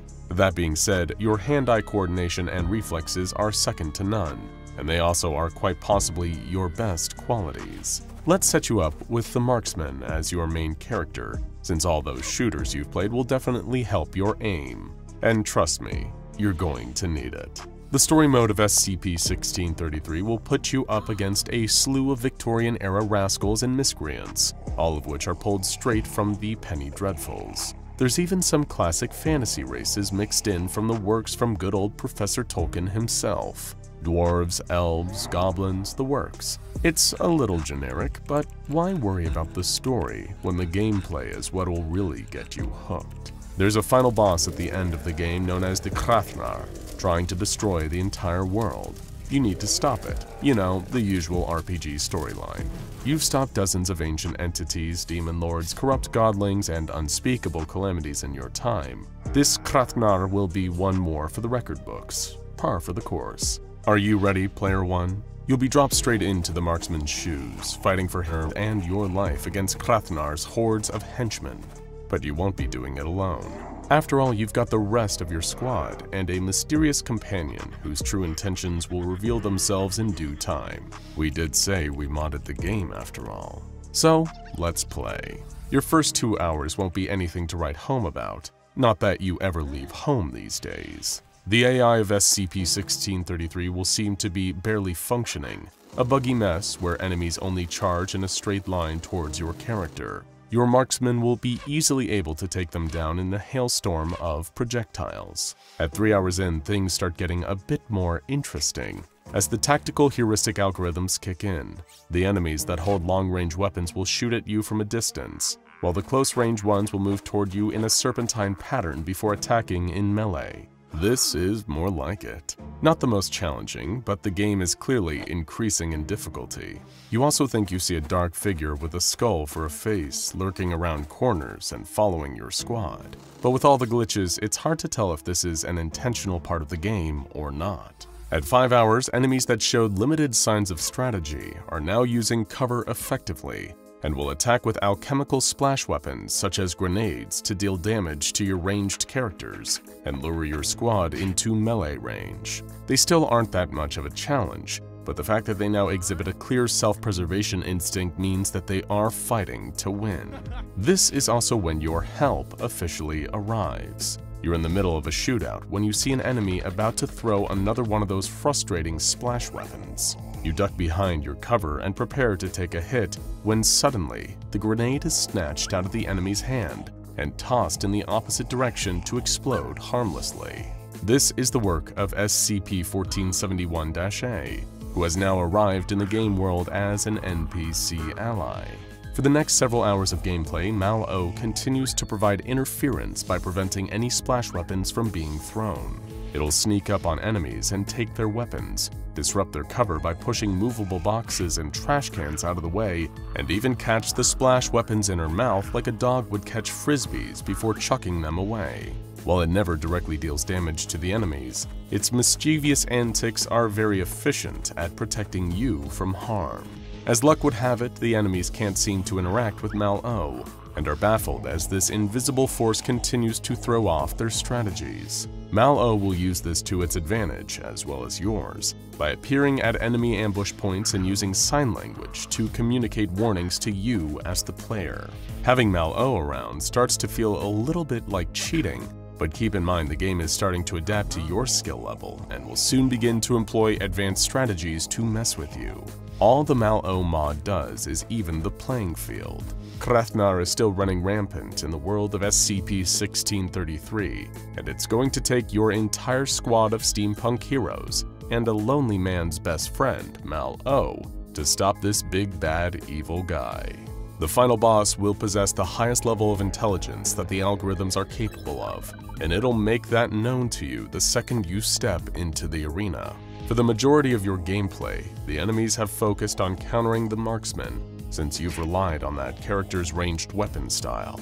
But they've come to realize that you're too much of a pro MLG gigachad to ever lose a fair encounter. So Krathnar does the unthinkable and targets the alchemist, rogue, and thug first. It throws all of its most powerful attacks at the members of your squad you aren't controlling, forcing you to waste resources in order to keep them alive or switch to them in order to dodge fatal blows. Whenever you aren't in command of the marksman, Krathnar will strike the character with a strong melee attack that forces you to take control back. MalO is still unable or unwilling to deal damage to the boss, so it very much seems like you are on your own. Your squad is in shambles, your focus is starting to wane. After all that you've been thrown in this gaming challenge, it might be the final boss that makes you throw in the towel. Then, a dialogue box appears. It's from MalO. Don't give up hope, user. I've had so much fun playing with you, and I know that you have what it takes. You never needed a friend before me, and you can win against Krathnar just like you've won against every other final boss you've ever faced. You've got this, buddy. Your best friend, MalO. It felt overly sentimental, but something about this message fills you with the determination to keep going. You call upon all your gaming knowledge, all of your skill, all of your passion, and with pinpoint precision, you guide your squad to defeat Krathnar in record-breaking time. You sit back in your gaming chair, exhilarated and finally satisfied. This truly was the ultimate gaming experience, and all you needed was a little help from your friend. Ask anyone who has ever lived in a small town, and they'll most likely all tell you the same exact thing. The worst part isn't just being far away from the nearest city or distant from friends and family. It's the boredom that gets you. Having so little nearby gives you so few options for things to fill your time with. For some, they get used to it. As they grow old spending their life in the same tiny community, they either learn to make their own entertainment or just get used to the boredom, drowning it out by sitting and watching TV all day. But others, they just can't stand being bored, being stuck somewhere with nothing interesting to do, and ultimately, they can end up getting so sick of it that there's only one option: leave, pack their bags and hit the road, up sticks, and move to a new place far from the small town they were born in. Thing is, leaving isn't cheap. Moving to a new town, a big city, or even an entirely different state is a luxury that costs a pretty penny. Some might work and save their wages until they can realize that dream of moving away. But not everyone has that much patience. Some want to be free of the boredom as soon as they can. Maybe they might apply to be a contestant on a game show, chance it all, and try to win themselves a big cash prize. Sure, it's a hell of a gamble, and a loss might mean humiliation in front of everyone you know and more, but winning could be your ticket away from small-town living. That might be easier said than done, though. Not only does someone looking to move away need to be picked as a contestant, they also need to play by the rules and actually win the game. But as if that wasn't enough, they also have to live to tell about it. For as long as she could remember, Kat had always hated it here. Her hometown was tiny, too small to include more than the main street with few local stores, the one school that everyone who had ever lived there had studied at, and little else of note. And as for things people could do for fun in the town, well, as you can probably imagine, the options were severely limited, especially for a group of teenagers like Kat and her friends. Most of the time, all that she and the others, Leo, Ricky, and Danny, could do to pass the time was sit in the back of Ricky's truck and park in the middle of town, watching people and waiting for something even mildly interesting to happen. Not that it ever did. The four of them had a name for the rest of the townsfolk, everyone that had lived there for their entire lives and never dared to venture anywhere else. Lifers, as in they were imprisoned, serving a life sentence in this small town, never to escape or move on or make something of themselves. As much as they liked to poke fun at those people, each of the group knew that every weekend they wasted just sitting around, the closer they were getting to one day become lifers themselves. "We need to just go," Kat would say, trying to rally the other three into taking a spontaneous trip away as a group. "Just load up the truck one day, pick a direction, and drive until we find somewhere." Ricky and Leo would nod their heads in agreement, and Danny would talk for hours all about the places she might like to go to one day. But none of them ever actually made any plans to leave.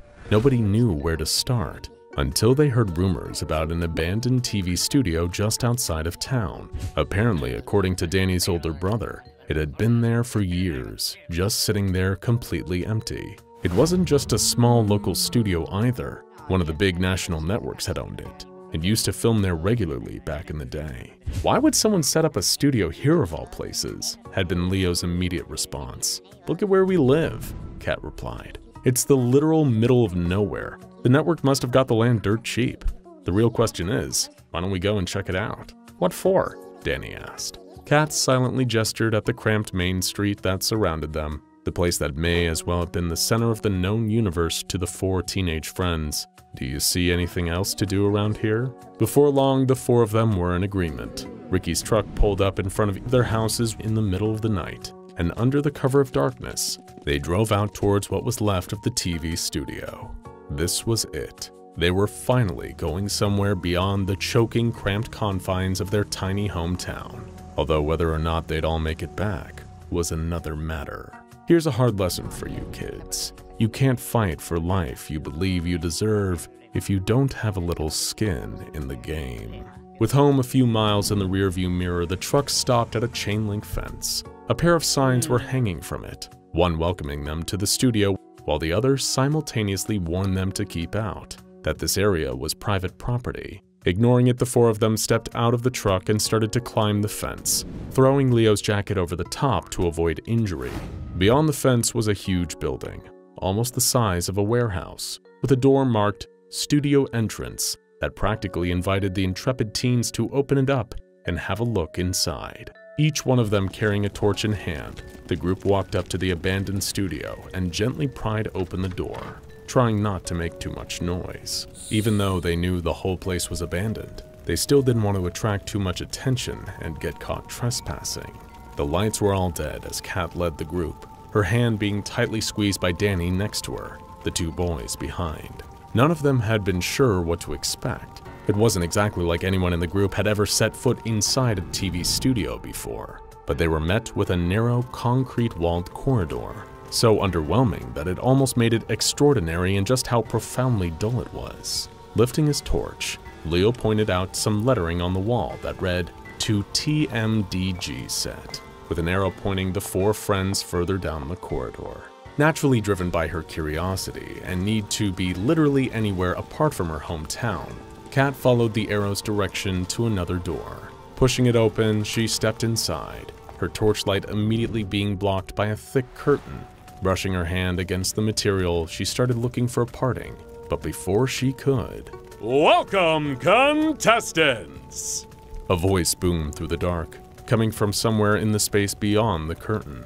Instantly, Danny screamed at the sound, almost wrenching Kat's arm off in sheer surprise. "Before we begin," the voice continued, "I need you all to tell me, are you ready?" Kat shot a look back at Ricky, the friend furthest behind her, fumbling with the door they'd entered through. It was locked. He couldn't get it to budge. He turned and met Kat's gaze, shaking his head. Sure, we're ready," Leo suddenly piped up, calling out to answer the voice. Before the rest of the group could turn and glare at him, the curtain around them lifted. So much bright light came pouring in that it practically dazed the four of them, each taking a moment to readjust. When her vision cleared, Kat saw they were standing in a huge soundstage, blinding spotlights pointing at her and her friends from somewhere above, with seating area big enough to seat their town's entire population. "In that case, folks, you know what time it is!" came the voice again, talking as if there was a live studio audience present, despite every chair being unoccupied. These 4 lucky challengers will go head-to-head, each one looking to take home the victory as well as a huge mystery prize. But only if they dare to take on the most dangerous game! There was a pause, as if this unseen announcer was waiting for a round of applause. Without warning, more lights came on, illuminating the space in front of the 4 very confused friends. Standing before them was what looked like part of an obstacle course, a series of 4 horizontal beams over an empty space. The glare of the light was so intense that even squinting, Kat couldn't tell what was beneath. It just looked like a void, nothing but total darkness, with 4 narrow beams bridging the gap between where they stood and another platform beyond. "Well, what are you all standing around waiting for?" the announcer declared, almost mocking the 4 teens, urging them on. "Oh, the rules, of course." There was another awkward pause, like the voice was waiting for laughter. "It's simple. The 4 of you will be competing to make it through each of our obstacles. Make it to the end before our timer hits 0 and you'll be tonight's big winner. But fall behind or cheat, and it's out with you." A huge digital countdown illuminated on one side of the soundstage, telling the group they only had 10 minutes to play. Kat, Leo, Danny, and Ricky barely had a chance to question what was going on, exchanging quick, concerned looks before the announcer started urgently counting them down. 3, 2, 1, he cheered.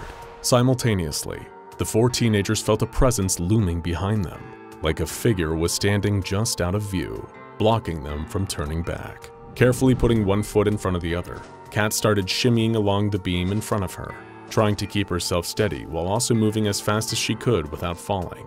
Out of the corner of her eye, she could also see Danny on the beam next to her, doing the same, but finding it a little easier to balance. Leo was having no problem at all, sidestepping with enough speed to keep him practically neck and neck with Kat, but Ricky was wobbling. Every foot he placed on the beam, he felt like it might give way beneath him, but it was just a game show, right? Sure, it shouldn't even really be running right now, but regardless of why or how, the worst that could happen was that he would fall. His next step missed the beam entirely and Ricky could feel himself toppling. "Guys!" he called out to his friends, trying to shift his weight onto his back leg. Kat, Danny, and Leo all froze and snapped their heads back to look at him, just in time to see Ricky wildly flailing his arms. His whole body toppled to one side, and he dropped off the beam with a loud scream. Not one of them saw him land, or even heard it for that matter. It was as if Ricky had just been swallowed up whole by the dark void beneath them, his scream getting more and more distant until it couldn't be heard anymore. "Oh, tough break. Talk about falling at the first hurdle," the voice exclaimed, as if what had just happened was some kind of joke. "So long, Ricky. We hardly knew you." Staying perfectly still, but clearly distressed, Danny called out Ricky's name. There was no answer. Kat just stared wide-eyed at the abyss below, only looking away as she heard Leo jump the last bit of his beam onto the platform. "Danny, come on!" Kat whispered to her friend, who looked back at her with tears streaming down her face. The pair of them carefully stepped further along their respective beams, trying to stop themselves from looking down or at the huge clock, seconds ticking away and putting them under even more undue pressure. Reaching the other side, Danny dropped to her knees, unable to hold back her sobbing. Kneeling down to comfort her, Kat looked up at the soundstage's bright lights for any sign of who was putting them through this. "Bring Ricky back!" she yelled. "I'm sorry," the announcer replied, the game show bravado dropping from their voice. "But you agreed to play." "He'll be fine," Leo said. "Bet you anything he just screamed like that to scare us." "Leo, you don't seriously believe that?" Kat asked as she helped Danny stand up, wiping her friend's tears away. "Is he dead?" she sobbed. I don't know," Kat replied honestly. "Of course he's not," Leo interjected. "It's a soundstage. It's not like this place is dangerous." "Then why was it abandoned?" Danny asked. Leo didn't give her an answer, either because he was distracted by the lights coming up on the next part of the obstacle course, or because he didn't know and wouldn't admit it. Ahead of them was a long stretch of the course, forming a narrow, square-shaped walkway. Wide portions of the top side were dropping to the bottom in regular intervals, separating the tight space before opening it up again. Every time the segments lifted up, the 3 remaining contestants could see all the way to the other side of the walkway, where a new platform waited for them. With Danny under one arm, Kat looked at the far end of the walkway as it disappeared and reappeared behind the rising and falling segments. Then she noticed the timer. the seconds rapidly ticking down. But Leo had noticed it too, and turned to look at the two girls with a determined expression. Kat shook her head at him, but it was too late. With all his strength, Leo shoved Danny and Kat, both of them landing flat on their backs on the platform. He bolted towards the walkway as fast as he could, managing to dodge between each portion, pausing as they came down, only to run into the next one as they lifted back up. Helping Danny back to her feet, Kat ran after Leo. He already had a head start, and would easily make it to the other side of the walkway before the girls. So instead, Kat held Danny close and took it slow, methodically waiting for each segment to lift back up before they went further into the next safe zone. They were gaining on Leo, who was sprinting to the finish between the rise and fall of the ceiling's crushing weight. Kat watched him disappear behind each block, only to see his back when it came back up. He had made it to the platform opposite, panting but otherwise unscathed when she next lost sight of him. That's when the announcer spoke up again. Now, Leo, it said. That was hardly fair, was it? And we all know what happens when you break the rules. As the segment in front of her and Danny rose again, Kat caught sight of Leo just ahead, but it was what was standing behind him that stopped her in her tracks. Two huge figures, each like a shadow without anything casting it, towered over Leo. One of them reached forward and grabbed him, shrouding him in a cloak of darkness, and he was gone. Just like Ricky, he vanished. Kat had been so transfixed by what she had just witnessed that she didn't notice where she was standing, right under a block that was about to drop. Grabbing her hand again, Danny pulled her out of the path of the descending slab. Kat felt it brush against the back of her leg just as the pair of them made it out on the other end and onto the platform. The last two contestants. And then there were two. The announcer cheered, pausing again for a reaction from the empty room. We don't want to play this sick game anymore, Danny yelled. Well, you made it this far, the unseen host replied. Time for our third and final challenge, the final stretch of the course. Make it through this and you're home free. But fail or break the rules like Leo, and you'll be disqualified. Game over. It's okay, Danny, Kat whispered. Whatever's next, we'll get through it. Do you think the boys will come back if we do? Her friend asked. Just like Leo had, Kat didn't answer. The lights revealed the last stretch of the course. The final platform was overhead, a net climbing wall in front of them. It was a straight vertical ascent up, with a wall behind the next and holes in its surface. Wasting no time, both Kat and Danny started climbing up the rungs of the thick rope, staying level with each other as they went higher. And then they're off. Look at them go, ladies and gentlemen, the announcer commented, still speaking as if to an audience. But it's not gonna be so easy. The sharp sound of metal made both girls gasp as long spikes shot forward from the holes in the wall. The blades retracted, fortunately having missed Danny and Kat this time. What had started as a simple climb up had become something akin to a twisted game of whack-a-mole, with each of them trying to avoid staying in front of the holes in the wall for too long, dodging the spikes as they went in and out. They climbed higher and higher until… Kat! Danny screamed. She looked over her shoulder, only to notice she was in the lead. Below her, Danny was calling up to her with a fear-stricken expression. Her foot was caught in the rigging of the net, kicking and thrashing wildly to try and free it. Kat looked back up. She was almost at the platform, close enough to nearly reach it with her fingertips. But behind her, her friend was stuck, and with no idea when the spikes would come next shooting out of the wall. Kat threw herself over the edge of the platform and landed on her back, just as she heard the gut-wrenching sound of the spikes extending ring out. She was beside herself, tears streaming down her face. It wasn't uncommon for people to be overwhelmed to the point of tears at the end of a game show, but Kat wasn't crying with joy. We have a winner! The disembodied voice declared, barely audible to the surviving contestant as she wept. After she'd finished explaining what had happened to the police, a group of mysterious agents flocked to the soundstage to lock it down, stopping anyone else from getting close to it. They'd found a VHS tape in the mailbox at the front office of the studio. On it was a recording of a game show, a live audience cheering as one by one, Ricky, Leo, and Danny failed to complete the course. One of the SCP Foundation agents had come to interview Kat, asking her to recount the whole story all over again. Her account lined up perfectly with everything seen on the tape. Then the agent asked her what her prize had been after she won. A car, Kat replied. The four of us always wanted to leave home. The SCP Foundation is home to plenty of anomalies whose reputations precede them. Here at SCP Explained, we've discussed quite a few of the most notable anomalies contained by the Foundation. From the wholesome half-cats and tickle monsters to the nightmarish giant reptiles and reality-warping old men. But there are very few anomalies so popular, so famous, or infamous, depending on who you ask, that they attract a non-stop revolving door of would-be worshippers to sow chaos all around the Foundation. What's it like to be a creature that's always the center of attention, whether he wants to be or not? Today, we're taking a look at the lifestyle of the involuntarily famous SCP-6662. We took the liberty of observing a full day in the life of the entity known by many as Cthulhu, from his morning routine to his bedtime and all the little moments of unplanned chaos in between. With his permission, we compiled everything we saw into a video for your entertainment. Welcome to a day in the life of SCP-6662. 9 a.m.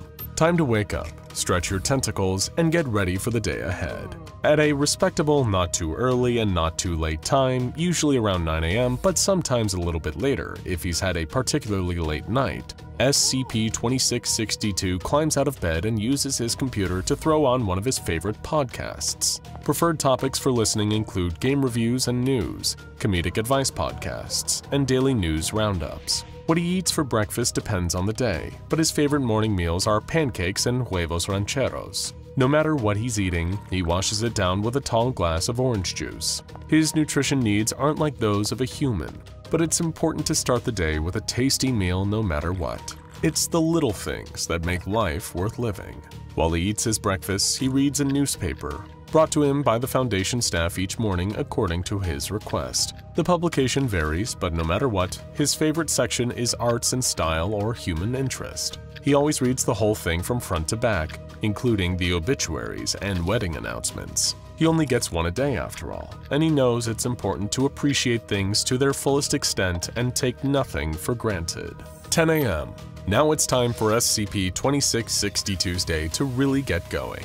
He hops in the shower and listens to another podcast as he warms up. Literally. He likes the water to be as hot as the Foundation will allow before they complain about the utility bill. After he dries off, he gets a hankering for a little bit of gaming. Just as he starts to settle into his gaming chair and look through his library of video games, a member of Task Force Town 9 knocks on the door to his containment room. "Hey, you busy?" Not really. Something going on? "Yeah, we're just keeping an eye on a couple religious groups of interest. According to the chatter on the forums and a few of the leaders' social media accounts, they might be planning something disruptive, lots of posts about a day of great freedom and unleashing the Lord of Madness upon the pathetic world." Cthulhu sighs. "Must be a day that ends in a Y." "Sorry, buddy." The officer shrugs, not sure what else to say. Clearly, the two of them have spent their fair share of days fending off mad cultists. "You know the drill. If anyone who's not supposed to be here shows up, starts sacrificing goats and such, just let us know. Hopefully it won't come to that. We should stop them before they get that far." Hope so. Last time they got blood everywhere and broke my copy of Resident Evil 4. 12 p.m. Time flies when you're having fun. And when you're pacing back and forth, worried about cultists breaking in to bother you with who knows what. Before long, it's 12 o'clock, and that means lunchtime. When it comes to lunch, SCP-2662 has simple tastes. He likes a good old grilled cheese and tomato soup, a bean burrito, or a steaming bowl of ramen. With that, he's partial to a sugary soda, or sometimes lemonade. He often likes to tune into gaming streams on Twitch, especially obscure indie titles, or if he's feeling like something a bit more familiar, Minecraft. But on this particular day, he has a visitor. SCP-507, the reluctant dimension hopper, has swung by with his own lunch to have a catch-up chat. A huge fan of meeting other friendly anomalies, especially those completely different from himself, SCP-507 often stops by Cthulhu's containment room whenever he happens to be in the same dimension. "Hey, Squidward, how's it going?" SCP-2662 hasn't seen the show that this particular nickname came from, but he enjoys being called a friendly name instead of some manner of esoteric title. During this visit, SCP-507 shares stories of his recent travels with SCP-2662, including his recent disturbing brush with a smiling man, and his much more delightful time in a dimension where he found himself on a beach, where the sand was made of popcorn and the sea was made of Coca-Cola. "Any weird cults come by lately?" he asks after finishing his story. "Not in a few weeks. Tentacles crossed, it stays that way. But you know my luck. Someone will probably be drawing arcane symbols on the walls and doing weird chants in no time." "Bummer." 507 nodded sympathetically. "Want to play co-op for a bit? I haven't had time in forever." "Sure." Even when it's a rare treat, it's always nice to spend time with a friend doing something you both love. Even if we can't relate much about SCP-2662's day-to-day life, we can at least relate to that. It doesn't have to be gaming either. It can be painting, baking, or even just watching a TV show you love. The activity doesn't matter nearly as much as the company, after all. 1:30 p.m. After about an hour of gaming with SCP-507, SCP-2662 gets an unwelcome interruption. Just when the two enter a new dungeon, ready to take on the bosses waiting there, right when SCP-2662 asks to be healed, SCP-507 disappears from his seat, popping over to wherever his anomalous dimension hopping ability dragged him to next. "Oh, bye." He knows 507 can't hear him, but he wants to bid him farewell just the same. He turns to his computer and boots up a game he can play by himself. He only hopes his friend was sent somewhere safe and that he'll come back sometime soon. 2 p.m. At 2 o'clock, SCP-2662 gets yet another unwelcome interruption. A loud boom rocks the room as explosives detonate nearby, breaking a wall of the containment unit open. While the mobile task forces do their best to subdue the invaders responsible, they are all knocked out by a grenade filled with an unidentifiable form of sleeping gas. With no one to deter them, a group of strange civilians in red robes come pouring into SCP-2662's room. "O great and powerful Lord of Darkness, we come to free you from this infernal prison!" One man shouts, brandishing a candelabra filled with lit black candles. "Oh, no thanks, I'm good here. But we brought you an offering!" Another man steps forward, tossing a bag of dried bats onto 2662's bed. "Hey, oh man, I sleep there. Gross." Cthulhu groans. "We have 13 more offerings, and then the sacrificial ritual can commence. You just need to come with us so it can begin. The day of great freedom, when you will unleash your 1,000-year reign of madness upon the land." "I'm not really into madness, I'm more into Overwatch." SCP-2662 backs away from the supplicants, even as they come at him with more and more grotesque offerings. Cow tongues, unidentifiable mushrooms. One woman tries to hand him a crying baby. He refuses each one, but they are persistent. As he's swatting away jars of pickled frogs, a woman begins drawing a circle around the room in what he hopes is red paint, but fears is something else entirely. Thank you for all these gifts. You have proven yourself as loyal followers. I'm going to stay here, though, to, spread the madness. From here, you can all go home." He tries to shoo them out, but they continue to press closer. Thankfully, his rescue finally shows up. Task Force Town 9 swoops in at this point and begins knocking out and administering amnestics to all of the cultists. They may not be able to cure them of their mad devotion, but they can at least make sure the cult forgets the location of the containment unit, at least for a little while. They're able to dispense with these particular intruders humanely, but they may need to use lethal force for the next ones. That's always a possibility. After the cultists have been removed from the site, some maintenance staff are called in to repair the damage to the wall where the explosives knocked it in. While they work, 2662 goes over his newspaper one more time, making sure he didn't miss anything. Attention to detail is an important skill to have, especially if one intends to get the most out of their everyday life. He finds a few editorials he neglected to read before, and enjoys finishing up the newspaper in its entirety. 4 p.m. After the task force returns to their stations and the maintenance crew has finished fixing the wall, SCP-2662 turns to one of his newest hobbies. He attempted to hide this pursuit from the Foundation at first, but they agreed to let him try it out as long as he followed some safety precautions. So now, at around 4 p.m. every day, SCP-2662 streams on his very own Twitch channel. He never uses identifying information and keeps his camera turned off the entire time, lest the internet sees his tentacled face, but he does talk to the few viewers in his chat via a microphone. "What's up? It's Squid Boy 2662, back to play some games for you guys again. Hope you're all having a killer day and thanks for tuning in. Today I'm going to be checking out Apex Legends for the very first time. A lot of you recommended this game to me, so I'm stoked to check it out. As his small fan community watches, SCP-6662 tries out the popular MMORPG and plays his way through it for several hours. One person in the chat asks if he has ever heard of the, quote, great tentacled beast of legend, but he makes sure to block them before they give the rest of the chat any ideas. He doesn't want people to watch his streams because he's some famous elder god or something. He wants to be liked for who he is. 7 p.m.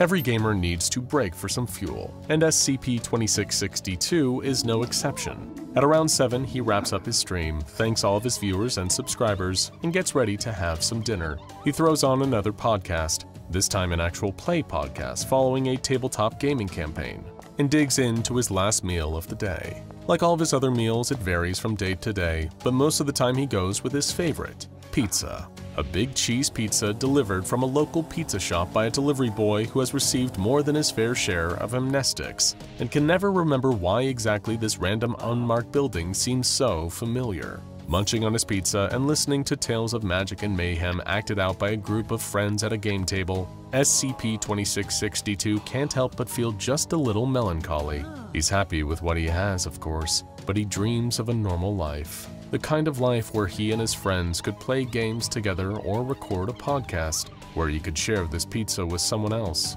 But he might not ever have that, and it's something that he has to accept. He can still choose to appreciate what he has, rather than mourn what he doesn't. After he's finished eating and the episode is finished, it's back to the normal grind at the computer. He turns on The Sims for a little while, constructing the kind of normal life he'd like to fantasize about sometimes. But then one of his Sims burns down the house while trying to make eggs, and he gives up on that particular endeavor to play some Minecraft. 11 p.m. Some nights, the excitement keeps SCP-2662 awake and playing his games until the wee hours of the morning. Tonight, however, he finds himself exhausted from an unexpectedly action-packed day, courtesy of those cultists. He powers down the game, turns on his final podcast of the day, a guided meditation to wind him down for sleep, and climbs into bed. Tomorrow he'll get up and do it all again, doing his best to carve out a little bit of peace in a strange, chaotic world. Maybe tomorrow he'll just be left alone, allowing to be himself instead of what everyone expects him to be.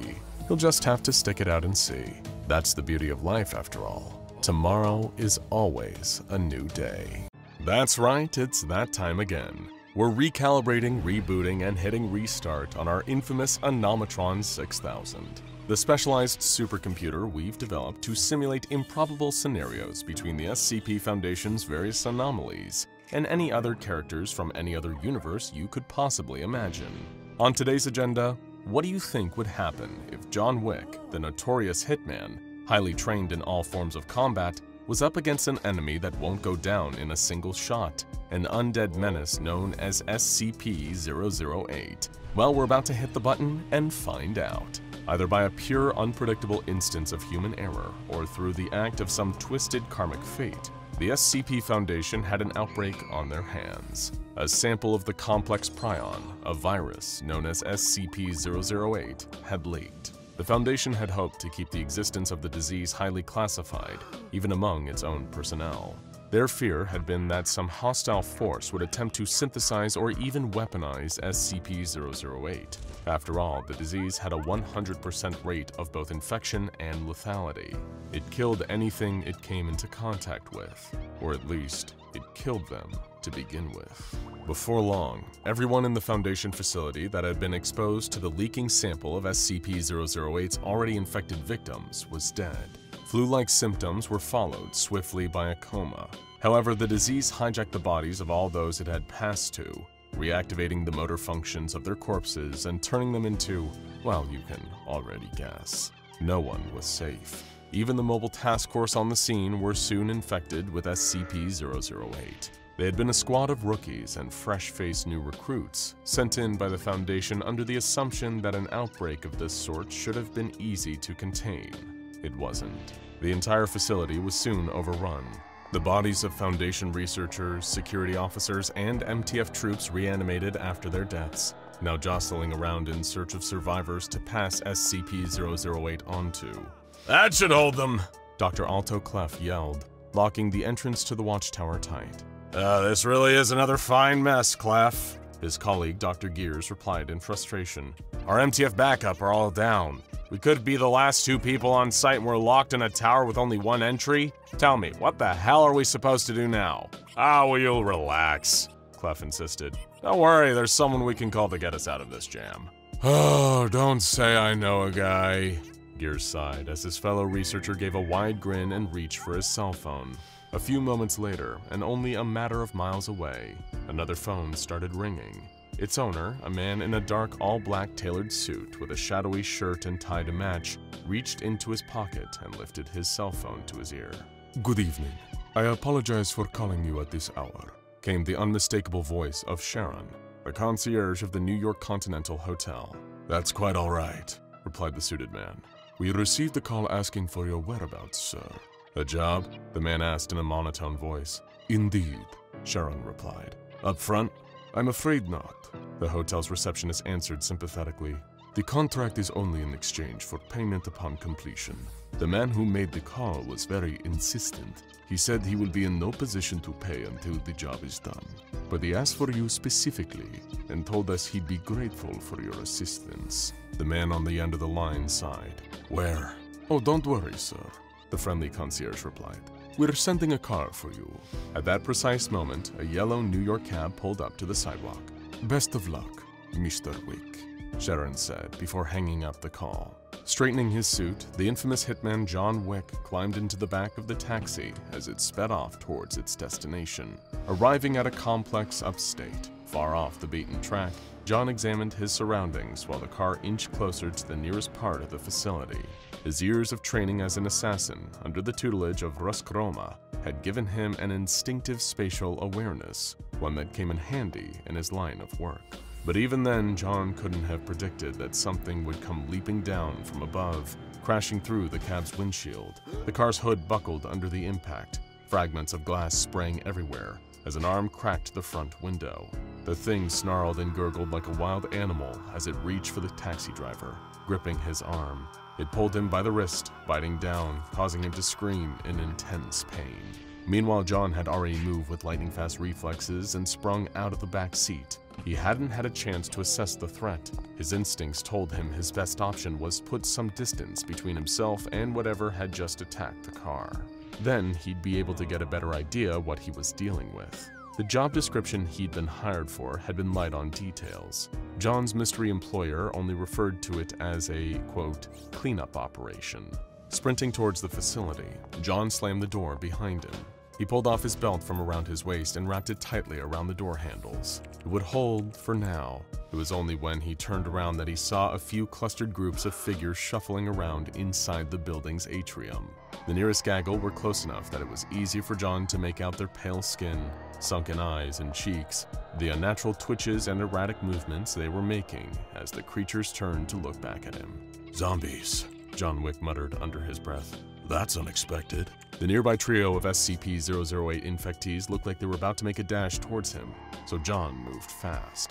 He raced towards a nearby corridor, hearing that the 3 zombies were already chasing after him. Their shambling footsteps had quickly become an animalistic charge, their limbs only able to move after death thanks to the virus that they were infected with. Turning a corner, John Wick took cover, his shoulder pressed to the wall. He drew his pistol from its holster underneath his suit jacket and stood in a battle-ready stance. The second he saw one of the zombies' faces appear around the corner, he raised his weapon and fired, swooping around one of his hiding places to fire another 2 shots. All 3 hit center mass right through their chests. The noise would no doubt have drawn the attention of the other SCP-008s in the building, but for now the 3 that had been on his tail dropped to the floor, only to start getting back up again. John wasn't used to his targets standing to their feet after he'd already fired at them, and the nearest of the zombies staggered back to his level. He lifted his firearm again. Before his finger could compress enough force on the trigger, though, the undead abomination took a wild, flailing swipe at him. The SCP-008 instance knocked the weapon out of John's hand, causing it to clatter to the ground, while it reared back its other arm for a second strike. Catching the blow, John Wick displayed his incredible reflexes and mastery of martial arts. He delivered a series of precise punches and chops, deploying a combination of Brazilian Jiu-Jitsu, Aikido, and Krav Maga to try and knock the snarling monster down. With each hit, he was careful to avoid the zombie's mouth, having seen one bite the cab driver earlier. John had assessed that SCP-008 could be transmitted through biting, and he was correct. Exposure to mucous membranes or bodily fluids of an infected individual was what allowed the virus to spread. One of the other SCP-008 zombies that were still in the process of climbing back up swiped John's legs out from underneath him. The master assassin toppled over, landing on his back with the weight of the first monster still on top of him, while the second clawed at his tapered suit pants. Seconds before it could snap its teeth down on his ankle, John pulled back his leg and shot it back out in a devastating bicycle kick that sent the second zombie reeling into the third, which was still trying to get back up after its earlier gunshot. But the first of the creatures were still bearing down on him. Mustering as much of his peak physical strength as he needed, John Wick held the zombie at bay, blocking it with one arm, stopping it from getting close enough to bite him. His eyes darted around, looking for something, anything he could use. That was one of John's most enviable and impressive skills, one that made him so renowned as a legend of the assassin world. In the hands of John Wick, any ordinary everyday object could be a lethal weapon. Reaching out with his other hand, John felt his fingertips brush against something metal. It was so close, just out of reach. On top of him, the zombie flailed its arms, trying to claw at him. Lifting both legs in a fluid balletic motion, John Wick kicked the creature off of him, crawling towards the nearby object and grabbing it, just as the zombie started to approach again. With a swing and a loud metallic clang, the heavy fire extinguisher collided with the SCP-008 infectee's head. The force of the blow caused it to drop in an instant, landing in a heap on the floor. John waited a second to see if it would get back up again, but it was still. The other two zombies suddenly dashed towards the infamous hitman, only for their prey to duck and weave effortlessly between their aggressive clawing swipes, bashing his makeshift weapon against their heads like a battering ram against a door.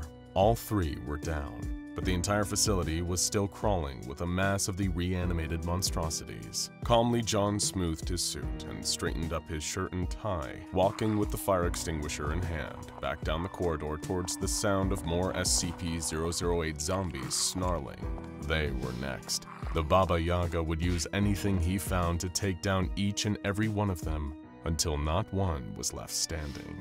It didn't matter if all he had was a fire extinguisher, or one of the fallen security officer's batons, or even just a tiny pencil.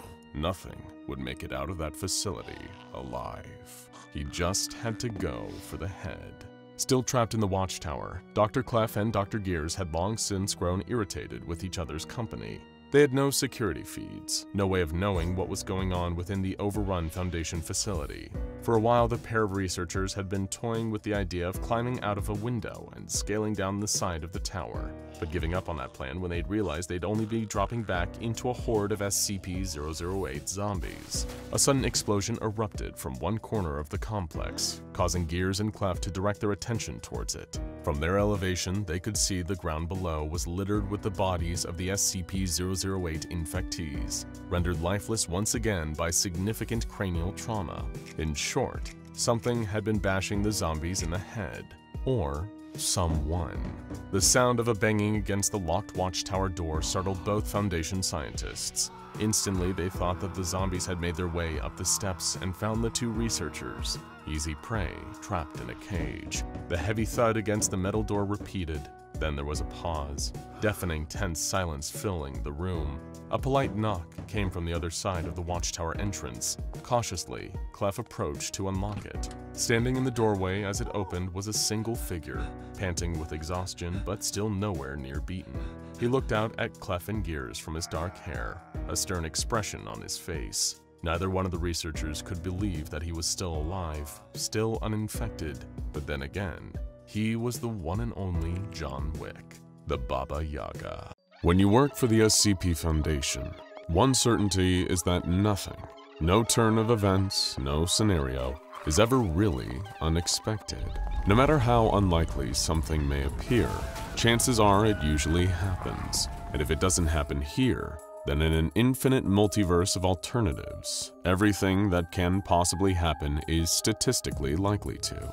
We've covered a few of these alternate eventualities before, a number of which revolve around the differing events in the long life of one particular anomaly, SCP-076-2, better known as Abel. In our home universe, much like he is in many others, Abel is considered to be a near-perfect warrior. His body, covered in tattoos of occult symbols and demonic faces, is capable of withstanding vast amounts of physical damage. Abel can easily take hits from the most powerful conventional weapons mankind has to offer, and survive with little more than a scratch. What's more, he can draw an endless supply of black-bladed weapons from a tiny pocket dimension. And on top of all of that, even in the event that he's bested in combat, Abel's body will rapidly disintegrate, only to reform within a large stone cube known as SCP-076-1. Like most of us, Abel has a number of almost identical counterparts that exist across the various worlds of the multiverse. One of them once had the opportunity to reconcile with his brother Cain, the man seemingly responsible for Abel's endless life of bloodshed. And once the two brothers had made peace, they could rest. In another universe, Abel worked directly with the SCP Foundation as part of a mobile task force until they turned on him. This unfurled a chain of events so cataclysmic that the entire world suffered the consequences. This alternate Abel went on a warpath against the Foundation, ultimately using SCP-914 the Clockworks to refine his destructive anomalous abilities. This allowed him to unleash chaos, slaughtering all of humanity in an omnicide that wiped the world clean of all other life, leaving Abel alone in a dead world. And then there was this version of the Immortal Warrior. Far from the Clockworks enhanced conqueror that his alternate universe counterpart was, this Abel had long since been removed as a member of MTF Omega-7 and was gradually reconstituting his body within SCP-076-1. His most recent defeat had enraged the warrior, and he had vowed to once again be free. Although unbeknownst to him, what set this particular version of Abel apart from his other variants was the fact that he would soon encounter a certain other anomaly, something that when wielded by SCP-076-2 had the potential to completely rob him of all his centuries' worth of fighting ability and replace it with an embarrassment that would last for centuries more. But first, a quick history lesson. Much like it had been in our universe, this particular anomalous object had been recovered by the Foundation after it made its way into the hands of an unwitting police officer. The item in question was SCP-572, a particularly unique katana, unique in that it was utterly useless for fighting with, and caused more harm to the person wielding it than whoever they were trying to use it against. In this universe, the sword had already changed hands a number of times. When police were called to the home of one Clarence Clancy Clancerson, he drew SCP-572 in defense and screamed at the officers that he would, quote, take their heads and with it their power. The cops who had been sent over to arrest Clancy for violent and disorderly behavior were less than threatened to see their suspect, who was somewhat out of shape, coming at them with a weapon no sharper than a butter knife. After pacifying Clancy with tasers and beanbag rounds from a 12-gauge shotgun, the police retrieved SCP-572, and then it was acquired by a Foundation operative. This all played out almost the exact same way in our universe. However, in this version of events, there was one key difference. As previously mentioned, SCP-572 was an unremarkable sword, but it had something of a storied past, passing from one unfortunate user to the next. And just as it was recovered from Clancy's house and ended up in Foundation hands, one of those former owners had just been about to reclaim the fabled weapon for himself. Meanwhile, back in this containment chamber deep under the ocean, still trapped in the stone cube he reanimated within, Abel was lost in a dream. To any other person, falling asleep to see subconscious visions of so much carnage would be horrifying. They would call it a nightmare. But to Abel, this might have been one of the sweetest dreams that he had ever experienced. All around him was a world on fire. Having returned to life once again, Abel at last bested his captors at the SCP Foundation. In his dream, he traveled the world, visiting every Foundation facility one by one, and reducing them to rubble without leaving a single survivor. Then, once the work was done, he turned his barbaricism towards the wider world and began slaughtering humanity in droves. Perhaps some distant cosmic echo had reached out across the multiverse. A fragment of the life of a more refined version of himself had slipped into Abel's subconsciousness, making him dream that he too was the omnicidal conqueror that his other self was. Seeing such devastation in his own wake made this version of Abel eager to wake up, to revive once more, and set about making this delightful dream of destruction a deadly reality. It was while Abel was dreaming, picturing himself cutting down all who dared oppose him, that something strange seemed to happen. He had a visitor, not a visitor to his containment chamber, mind you. There was no one beyond the confines of SCP-076-1 except the security team that normally kept the stone cube under armed surveillance. No, this visitor appeared somewhere else, inside Abel's mind, approaching him as he slept. Within the warrior's slumbering fantasy, he was climbing up a mountain of skulls after having slaughtered millions, if not billions already.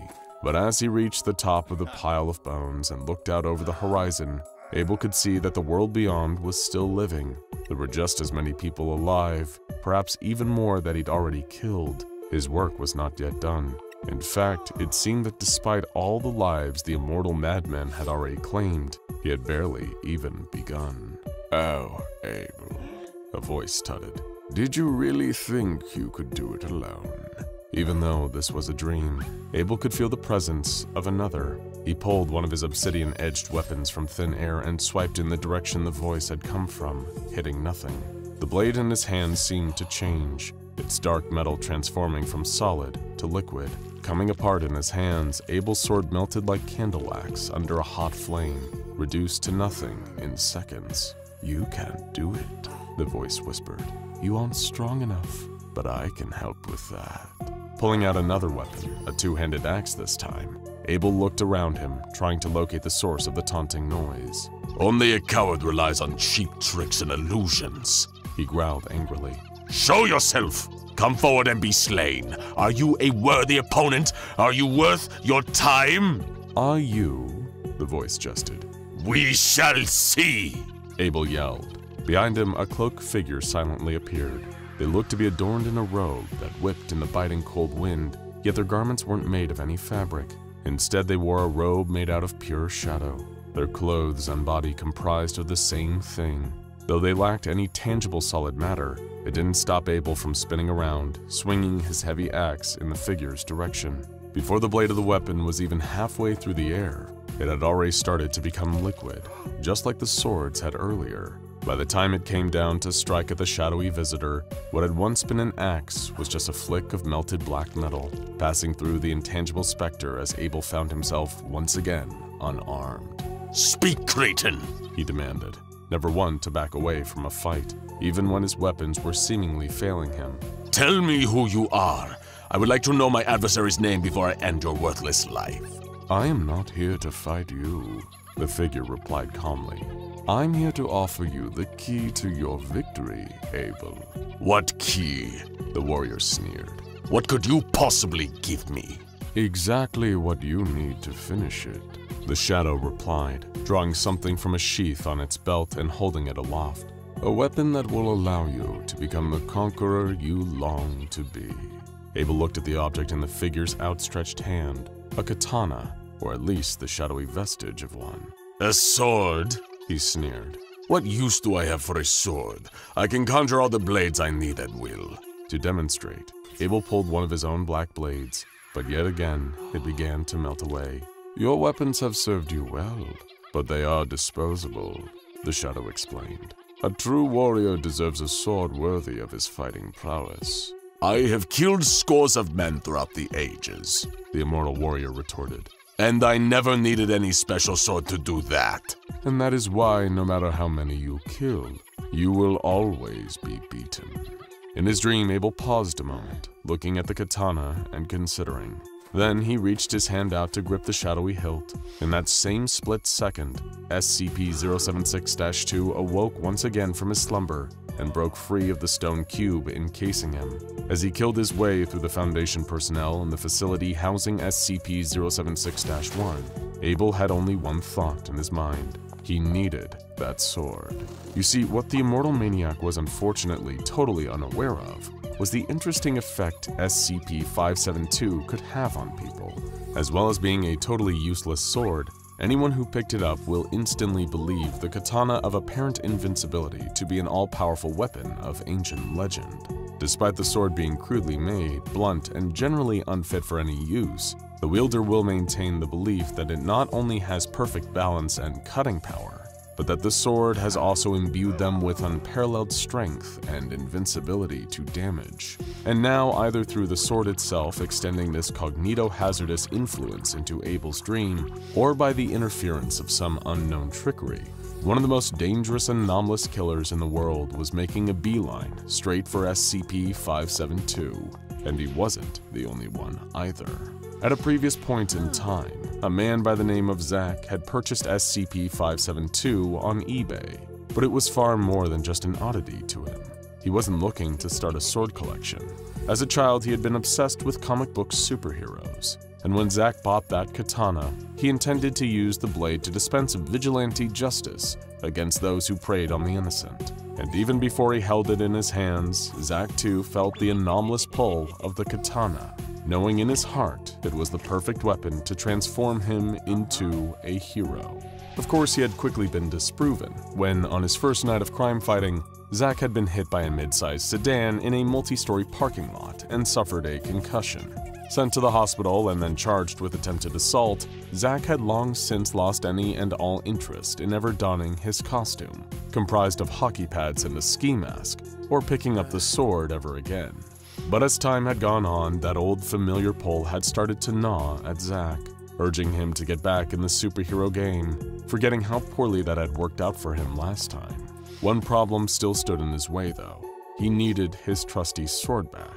Of course, in the time since he'd hung up his hero outfit, Clancy had gotten his hands on SCP-572, and then right before Zach could steal it back, the Foundation had taken it. It had taken him months of preparation. He'd sneakily made dealings with a janitor that worked at one of the Foundation's sites. Zach had bribed the man a lot of money in exchange for his keycard and uniform, even having to take out a second mortgage on his apartment to meet the frankly extortionate amount the janitor asked for. But it would be worth the cost, Zach told himself. If it reunited him with his trusty katana, then it would be worth it. Only then would he once again be a full hero. Shuffling through the facility, Zach dragged a mop over the floor, leaving a sign to warn the slippery hazard. He whistled to himself, trying to act as casually as possible, not realizing that he was slightly overselling it. Once he was certain the coast was clear, he made his move. SCP-572 was locked in a secure deposit box within Site-19's high-value item storage facility, right where he had been cleaning. He began searching through the various anomalous oddities kept there, until he saw it. The box containing his coveted sword. All his effort in infiltrating the Foundation had finally paid off. It was all leading to this, his comeback in crime fighting. It was at this precise moment that Abel came bursting through a nearby door. Completely befuddled, Zach quickly found himself thrown to one side by the much stronger man. Out of my way, weakling! Abel roared before turning to face the deposit box holding SCP-572. Gripping the box, Abel used his superhuman strength to tear it open, as though the container was made from cardboard. There it was. Stored safely within was the weapon he had been seeking, the same all-powerful sword from his vision.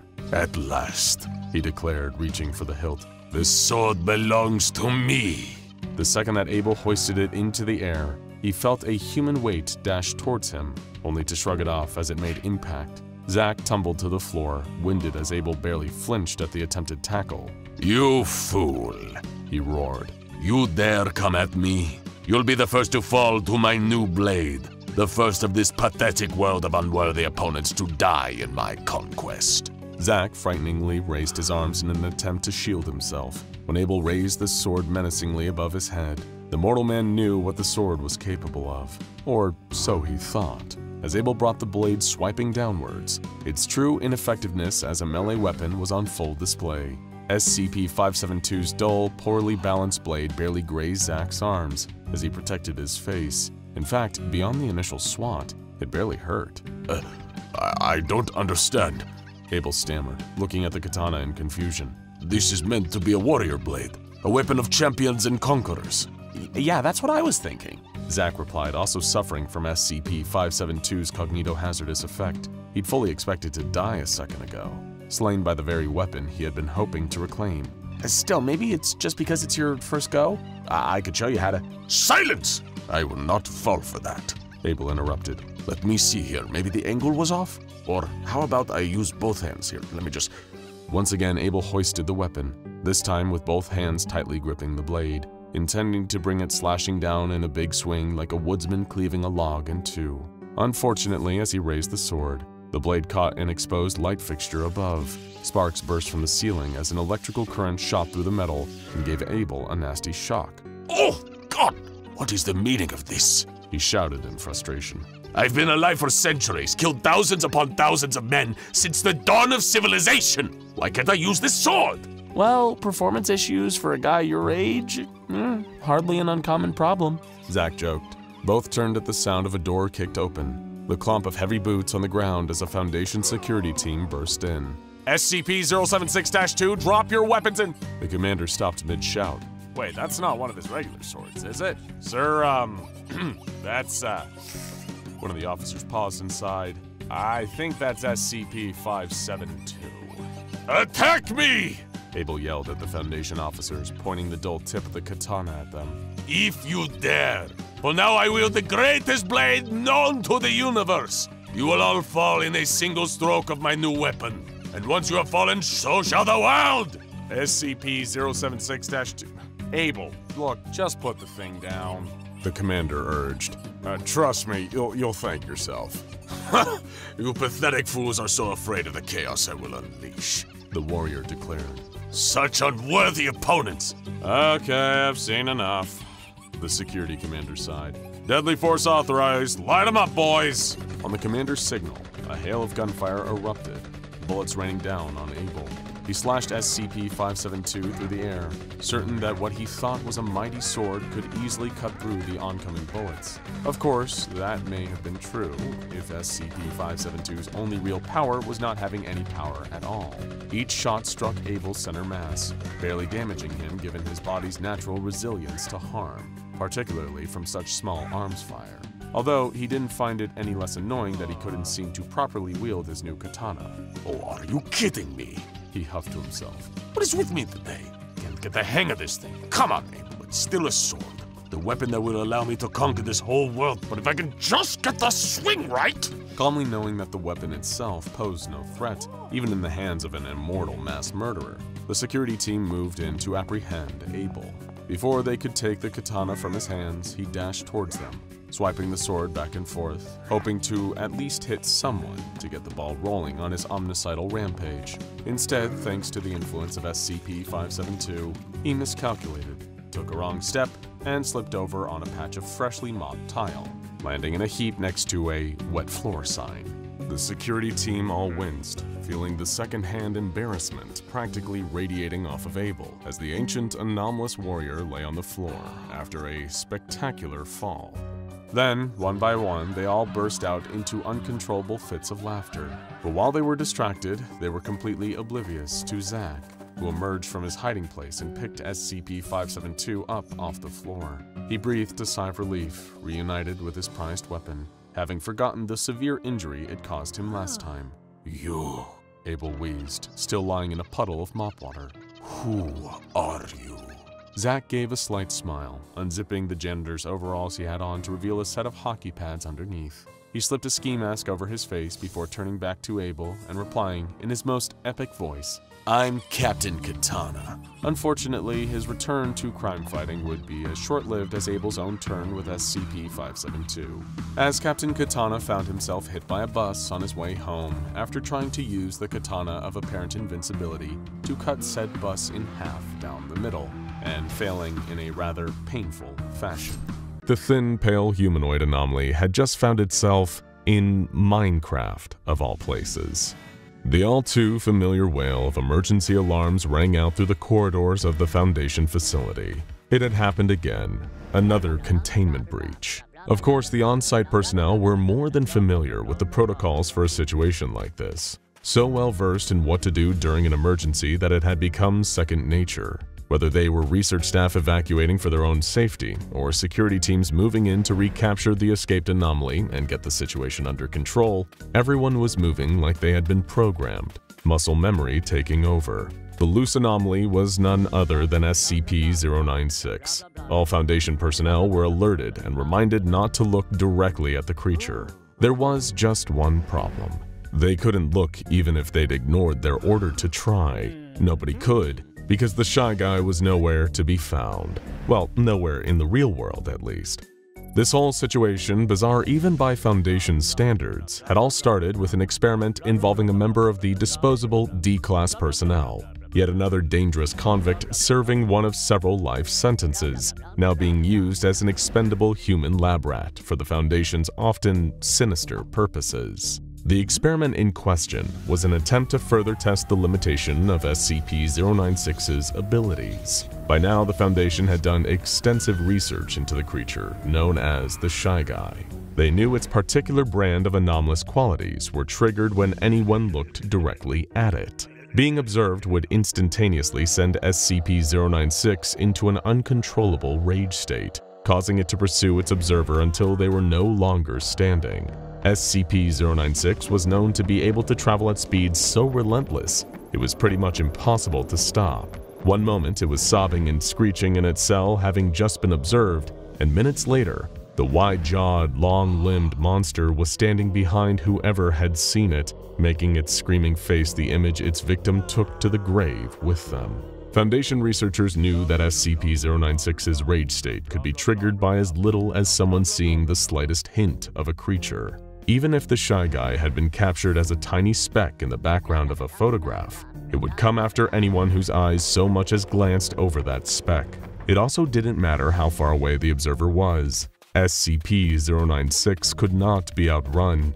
It could track down anyone wherever they were in the world. But what if a person who had observed the Shy Guy was no longer in the world? The experiment had taken a lot of trial and error. After all, digitizing a human being and transforming their entire consciousness into code was no easy task. But the Foundation wasn't above breaking more than a few eggs to make an omelet, especially when those eggs were the brains of a few D-Class personnel. Actually, the first test subjects turned out more scrambled or fried. Certainly overdone, given the amount of smoke coming from their ears. But eventually, the research team had perfected the device they dubbed the Neural Harness, a headset that could translate a person's mind into pure digital code. Their consciousness would be extracted from their body, leaving their physical form an empty shell, while a digital copy of them was able to traverse the local on-site computer network. Of course, the Foundation wasn't about to let a digitized D-Class run amok with their systems, so their coding experts wrote a number of specialized parameters into their successful test subject.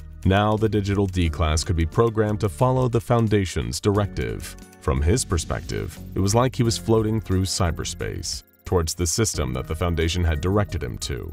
A surveillance camera inside SCP-096's cell that usually remained inactive, but not today. The camera blinked to life as soon as the D-Class's code-based consciousness reached it, and through it, he was able to observe SCP-096 sitting against the far wall of its containment chamber, gently whimpering and walking back and forth. That is, until the creature felt that same familiar sensation of being watched. It stood up, enraged, wailing uncontrollably as the D-Class watched from within the camera. Then, a split second later, SCP-096 appeared to blink out of existence. It hadn't worked. The experiment had failed, and the digital D-Class began to panic. Before the Foundation coders could stop him, he frantically scoured the local network for anything, some kind of escape route back into the real world. Maybe, he thought, if he could get back into his body, it wouldn't count. Technically, his digital self was separate from his physical form, so he might get out of SCP-096's clutches on a technicality.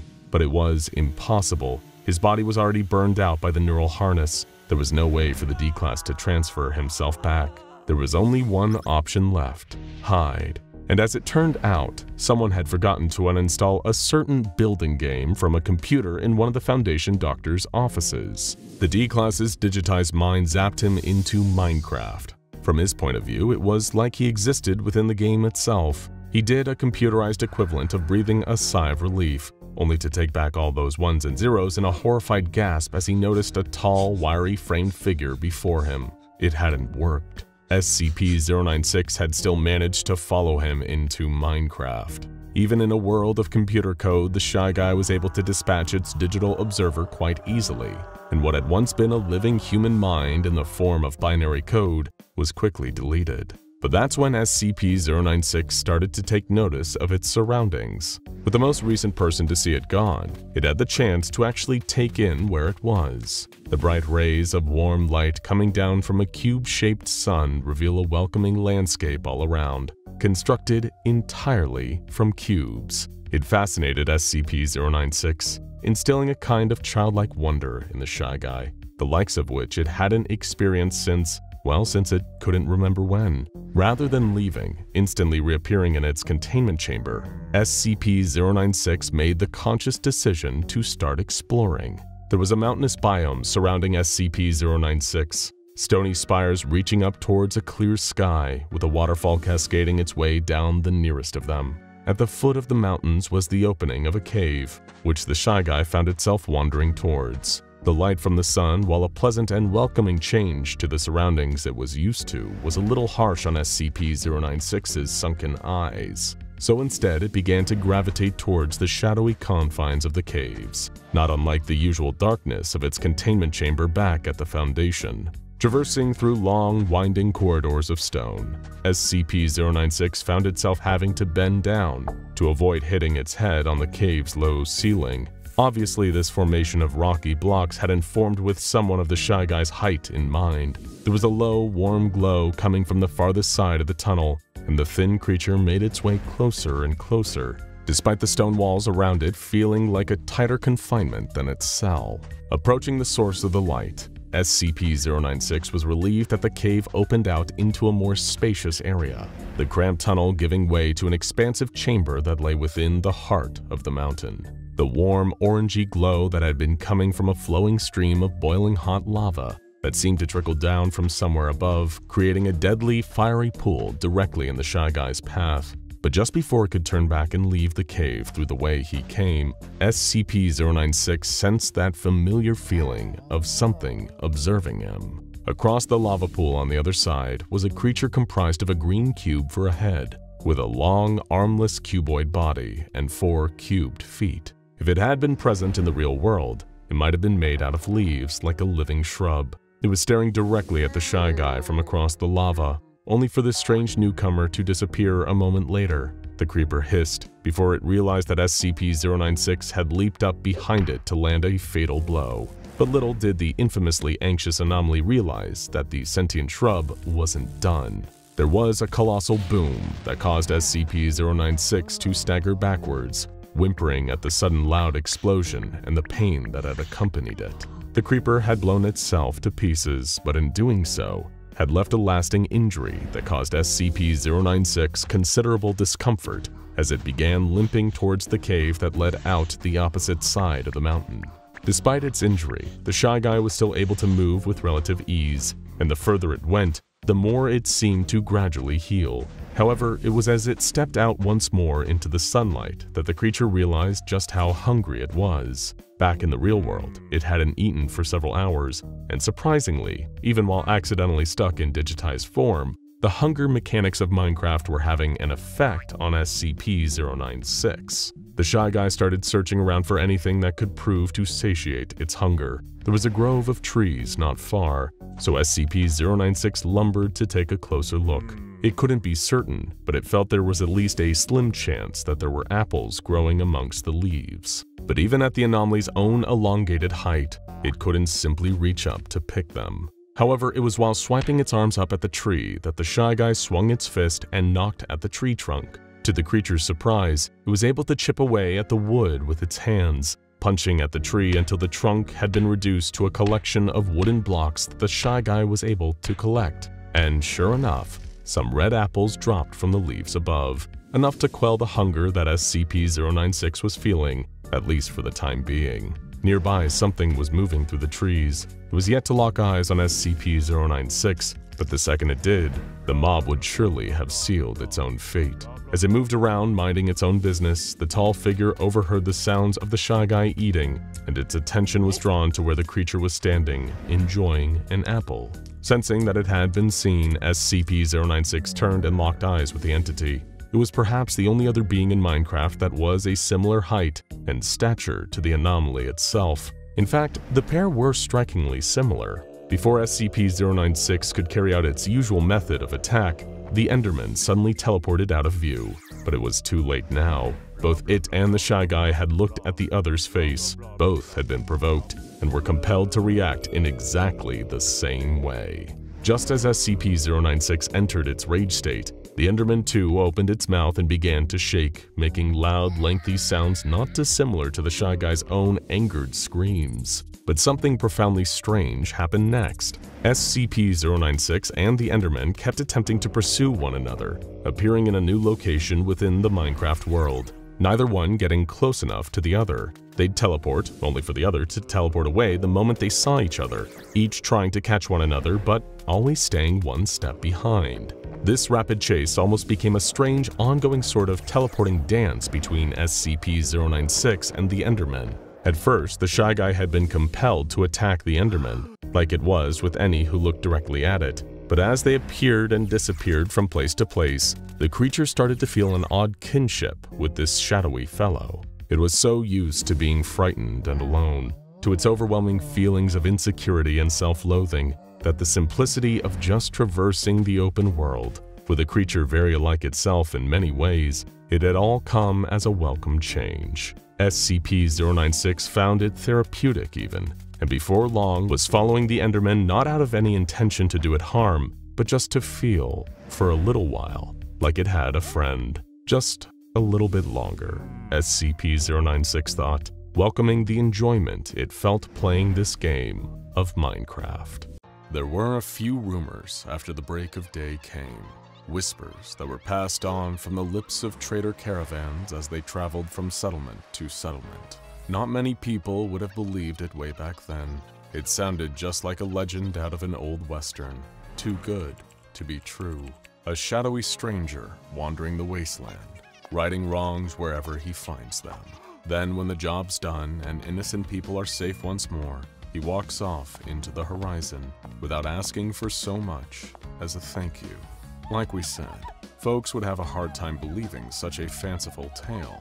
Of course, that was before the sun started shining an anomalous light over the world. Nowadays, people might believe anything. The earliest days of this strange new world proved to be a learning experience for SCP-4494, otherwise known as the Spectre. He was the physical embodiment of the very notion of fighting crime. Wherever injustice arose, he would appear to vanquish those that preyed on the innocent. While he usually manifested at night, he never used to have any trouble appearing in the daytime too, in the form of a shadowy figure wearing a wide-brimmed hat and a long, flowing coat that he could alter the length of for added dramatic flourish. The Spectre's form absorbed almost all the light from the visible spectrum, but after day broke, the rules seemed to have changed. One day, the Spectre had emerged to find the sunlight had become unbearable. Where he had once been a void of any and all light, he was now finding it impossible to manifest during daylight. The moment that the unrelenting light from the sun made contact with him, SCP-4494 would dissipate, yet he kept reappearing at night. It was like he was being pulled back into existence and was only able to re-manifest in the moonlight. Despite it being a reflection of the anomalous sunlight, that was seemingly enough to negate the effects it had of preventing SCP-4494 from reappearing. The same could not be said for any humans caught in the light though. A far worse fate awaited them. Even with much of mankind deformed into creatures that resembled melted wax, there were still pockets of survivors. And where there were human beings, there would be subsects that wanted to harm or exploit their fellow man. The world might have no governing bodies anymore, no law and order, but the Spectre had realized that even in a lawless world, his work was not done. As long as there were survivors of the break of day, they still would need saving, not just from the fleshy hordes of SCP-001-A roaming the wastes, but saving from each other. Striding through the remains of the old world in the dead of night, his long cloak billowed out behind him. Its shadow almost seemed to blend with the darkness that surrounded the Spectre. But on the horizon, there was a sight he didn't often see these days. Light. Not coming from the sun above, nor the moon, but instead it lay ahead of him, a fire glowing not too far away. As he wandered closer, like an outlaw striding into town, SCP-4494 was presented with the ruins of a small settlement. Around him, shacks burned, their boarded-up windows broken to allow the cursed sunlight in. Everyone that was still alive normally kept themselves wrapped up head to toe to block out the sun, but there were clothes and protective goggles strewn all around, a larger pile of garments fueling a bonfire. SCP-4494 had witnessed the SCP-001-A creatures attacking humans, dragging them out into the light to be transformed into more anomalous abominations. But what had happened here didn't seem to be the work of those creatures. The Spectre's suspicion were confirmed when he approached the town square to find a group of people who had all been melted into a fleshy mass. The instance of SCP-001-A paid the crime fighter little mind. It couldn't move very far. The few vaguely human shapes that protruded out of it looked like they were tethered to poles in the middle of the settlement. It didn't take much longer for SCP-4494 to figure out what had happened here. Someone had ransacked the settlement for some unknown reason. Maybe they wanted something. Maybe they were opportunists just looking to take advantage of this new post-apocalyptic world. Or perhaps they wanted to be cruel to these settlers. They had broken the barricades over the windows that blocked out the sunlight. They had trashed the ramshackle homesteads that these innocent settlers had been residing in. As SCP-4494 looked further, there looked to have been looting too. Food and water, medical supplies and ammunition. Not anything of use to be found. All that was left was what these raiders hadn't any need for. But as if all that hadn't been enough, as if robbing the settlers for what little livelihood they had left wasn't enough cruelty, the bandits had tethered the survivors to poles in the center of town. They had taken away their protective gear and left them at the mercy of the elements. And as the sun had crept higher into the sky and bathed the captive settlers in its unforgiving light, they had melted into an SCP-001-A creature. Turning away from the town, the Spectre did his best to quell his rage. He wandered in the direction of the next settlement. Something was drawing him there. He could feel the pull of the wrongdoers that had left this carnage in their wake. He would find them, and they would pay for what they had done. There was nothing he could do for their last victims. They had already been turned by the sunlight. But if anyone could save the next group of survivors, it was him.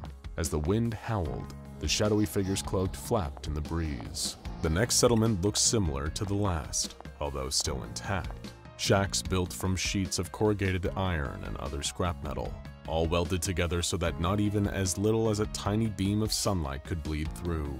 As he stepped toward the boundary of the settlement, a muzzle flashed, accompanied by the deafening echo of a gunshot that reverberated all around. Someone had tried to shoot at the Spectre, narrowly missing. The bullet whizzed past his head, not that it would have harmed him anyway. Fear not, he declared. You can hold your fire. I mean you no harm. You aren't with the Slivers? A voice called in the nightly dark. If you mean the evildoers that left that last settlement over a smoldering ruin, then no, I'm not. The Spectre replied. Hearing this, he spotted movement on one of the shack's rooftops. A sharpshooter carrying a worn old rifle stood up, covered in layers of protection from the transformative effects of the sun's light reflected off the moon. Well, you aren't dressed like they are, I'll give you that, the sharpshooter called. Can barely make you out wearing all those dark clothes, mister. But if you're looking to trade, I'm afraid your timing couldn't be much worse. Tell me, replied the Spectre bluntly. The criminals that terrorized the other settlement, they've been here too? Yes, sir, the man answered. Said they'd be back tonight, too.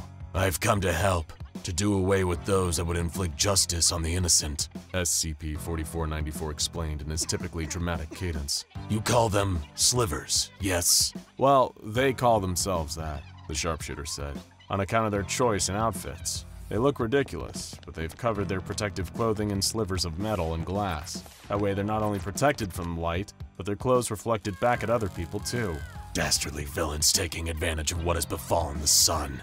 The Spectre, Cursed the bandits. Why are they yet to pillage your settlement? You said they intended to return? Well, that's what they threatened earlier. A lot of them have been ransacking any settlement they can't shake down. They showed up here in their stupid, sparkling outfits and demanded we hand over a half of all of our food, water, and antibiotics. They call it their sunshine tax. According to them, if we didn't meet their demands, they'd destroy the town. We didn't know to take them seriously until we saw the fire over there on the horizon. For a moment, the Spectre fell silent. His cloak had slowed, waving gently now the winds had died down. But in contrast, his anger had never been higher. "Who are you anyway, mister?" the sharpshooter asked. "Never got your name." My name is the Spectre, a name these vagabonds will soon know well. For tonight, they will pay the price for their crimes. No offense, Mr. Spectre, but look around. World's gone to hell, ain't no justice anymore. What price are you expecting to make them pay? Simple, SCP-4494 answered. The price is they now have to face me. An hour later, the settlement was quiet. The sharpshooter was still at his post, scanning the area nearby for signs of movement. Sure enough, he spotted something. A group of figures approaching, the moonlight glinting off their metallic outfits, revealing their position as they drew closer and closer to the makeshift town.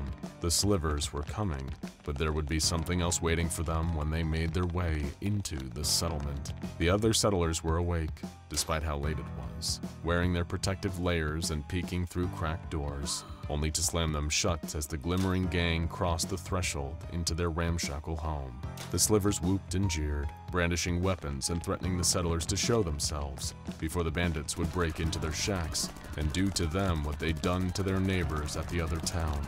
But as one of the slivers approached the door of a shack and began pounding his boot against the metal door, something reached out of the shadows and grabbed him. In fact, it wasn't coming from the shadows. It was the shadows. Fists shrouded in darkness struck the remorseless raider. Even with the protective layers covering his face, the sliver could feel himself being bruised by the beating. The Spectre struck once more, knocking the wrongdoer unconscious and wrenching the reflective metals from his outfit, shattering them underfoot. The other slivers panicked, one drawing a handgun and firing. The shots were useless. All they did was illuminate the silhouette of a dark-cloaked figure walking closer and closer, ready to make them suffer for their crimes. It was dusk by the time the Spectre had beaten the group of bandits, stripping them of their distinctive reflective pieces. Each one of the slivers had been beaten into submission, suffering broken ribs, black eyes, and missing teeth. With the danger over, the sharpshooter and the other settlers had emerged from their hiding places, all eager to weigh in on how best to punish the bandits. Many yelled that they should be strung up without their protective gear, so that the sun melted them into an SCP-001-A. But the Spectre interjected, urging the settlers not to sink to the level of the criminals they had been harassed by. Instead, he turned to the defeated slivers. Turn over half of your food, water, and medical supplies to these people, SCP-4494 demanded in a frighteningly calm voice. Then leave, walk into these wastes, and don't come back. The slivers agreed and fled, running as fast as they could away from the town. "Why'd you let them go?" the sharpshooter asked. These are uncertain times, the Spectre replied, noticing the sun was creeping over the horizon. It'd be time for him to go soon. In the face of hardship, it can be easy to lose our way. Justice has always been blind, not blinded by the sunlight, but blind to prevent bias. The slivers might come back, though, the man said, adding, "if they can even survive with what you left them." Maybe they'll live out there, SCP-4494 responded. Then again, perhaps not, but they have a chance. That is justice. In a time without law, it's the best we can offer. And if they carry on raiding folks? If they harm others, if they want to waste the chance they've been given, then that is their choice. But they know if they refuse to change, then they will answer to the Spectre. With that, the shadowy crime fighter walked away from the settlement. The unforgiving light of the sun made him fade as he sauntered off like an old gunslinger. But he would be back. As long as people needed saving, he would always be back. SCP-096, the Shy Guy, woke up in an unfamiliar room without a thought in its head. However, one thing quickly occurred to it. This was not its containment chamber.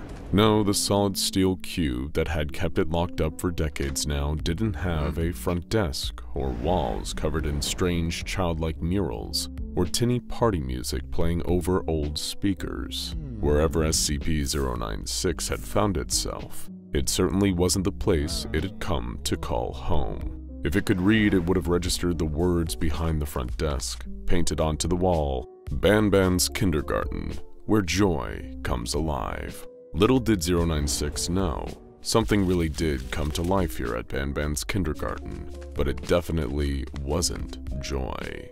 SCP-096 was typically used to a much more confined space, so presented with so much strange freedom, its natural instinct was to wander around, whimpering quietly to itself.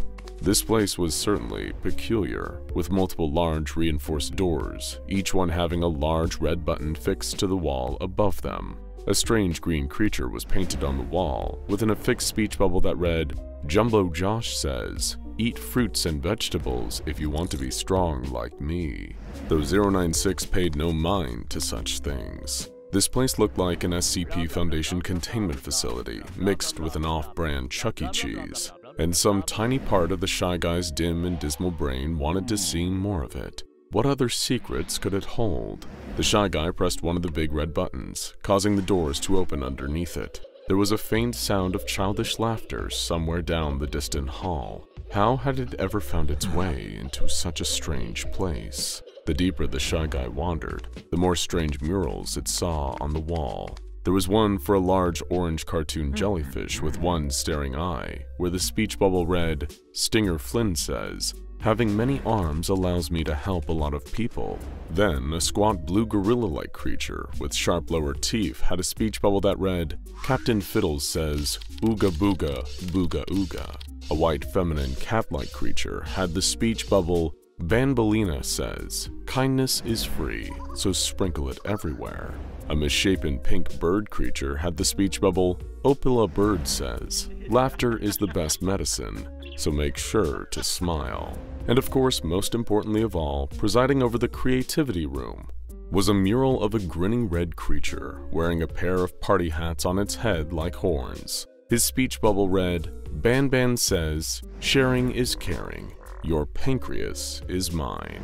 A whiteboard not far from this mural had the words, "Run for your lives," hastily scrawled onto it. To anyone but the Shy Guy, who had no point of reference, this was clearly not a normal kindergarten. As the Shy Guy passed into the hallway, slowly lumbering along, it suddenly felt an intense spike of burning pain right through its forehead. Rising like a fever pitch, the Shy Guy's subdued whimpers quickly escalated into horrifying wails of animalistic rage. This could only mean one thing. Somewhere, something had made the terrible mistake of gazing at the Shy Guy's face. In fact, not 10 feet away, the unfortunate Opila bird had made that very mistake. It typically peeked out from behind one of the hallway's pillars to get a good look at any potential intruders or new prey wandering into its midst.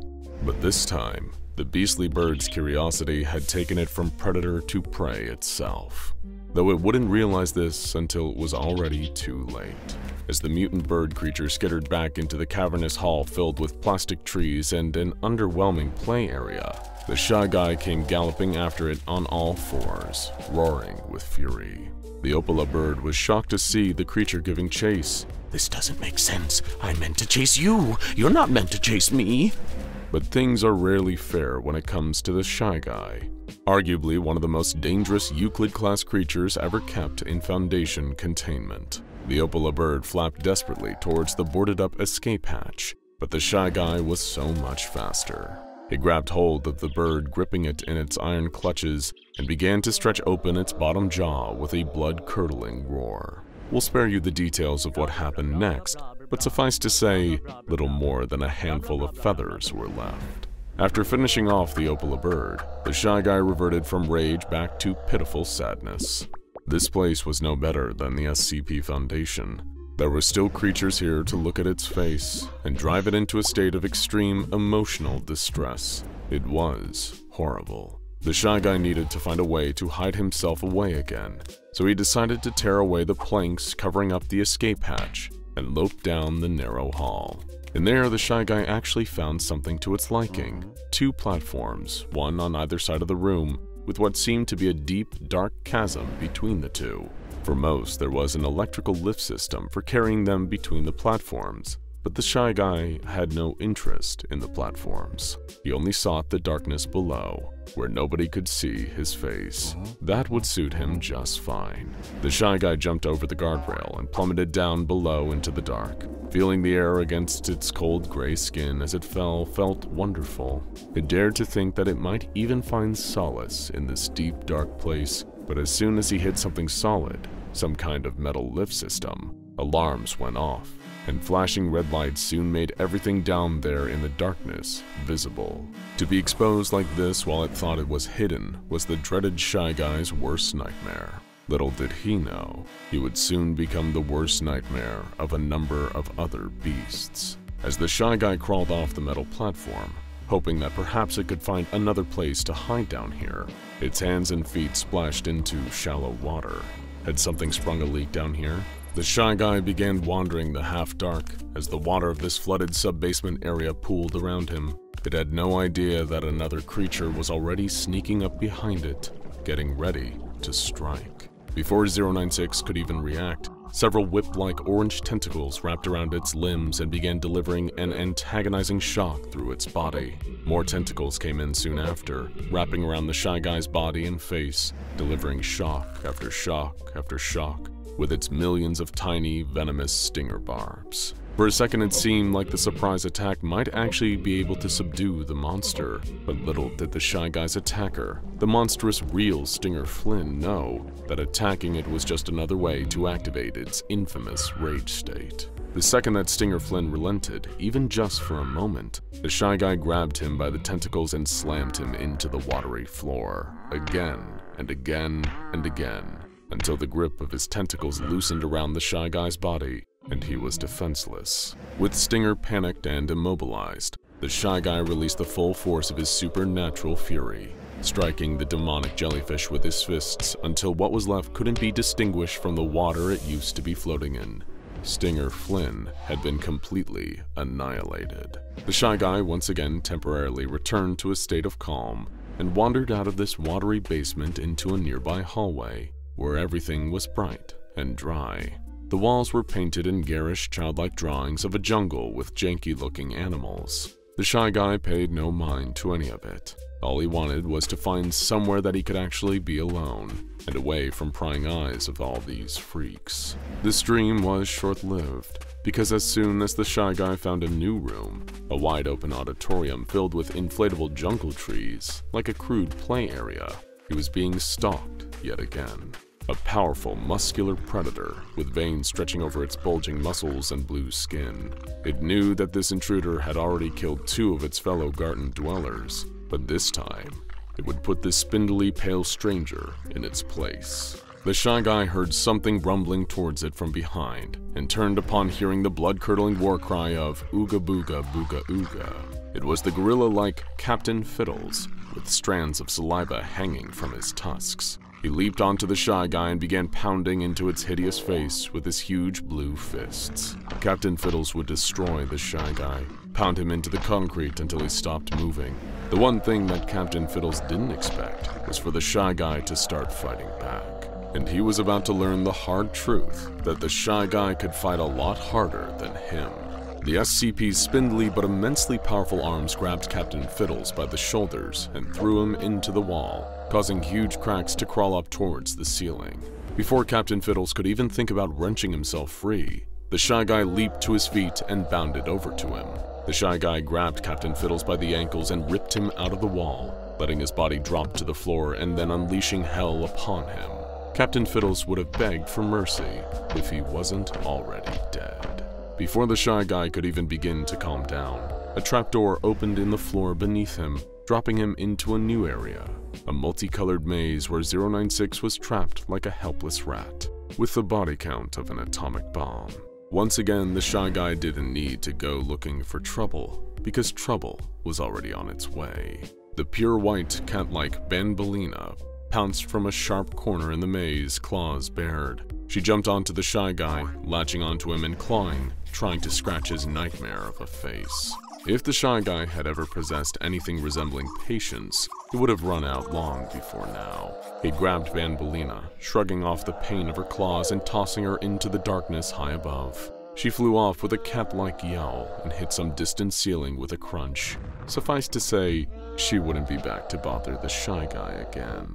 Tired and angry, the pale abomination didn't feel like wandering through a maze. Instead, it just charged straight through, destroying colorful wall after colorful wall. When it encountered whatever was behind this extremely frustrating afternoon, it would destroy it with extreme prejudice. That was almost certainty. After breaking through one more wall, the Shy Guy tumbled out into a strange room, where a grinning red creature was waiting for him. Wearing two party hats on top of his head, this was no mere lackey. It was BANBAN himself, the one behind this nightmarish kindergarten. He stared right into the Shy Guy's face with no fear at all, almost like he knew something that the Shy Guy didn't. And it was true. He had no plan to fight the Shy Guy himself. He'd brought a champion with him. As the Shy Guy started to scream in rage, all the boxes behind BANBAN tumbled out of the way as a huge figure rose. A behemoth at least 50 feet tall, with green skin, giant teeth, and huge, staring eyes. It was Jumbo Josh, and if the Shy Guy wanted to graduate from this nightmare kindergarten, it would need to defeat him and BANBAN. The Shy Guy growled, digging its claws into the ground and preparing to charge forward. Challenge accepted. Now go check out SCP-096, look at a picture of Shy Guy in space, the Shy Guy questions and theories, and SCP-049 cures SCP-096 of the pestilence for even more SCP.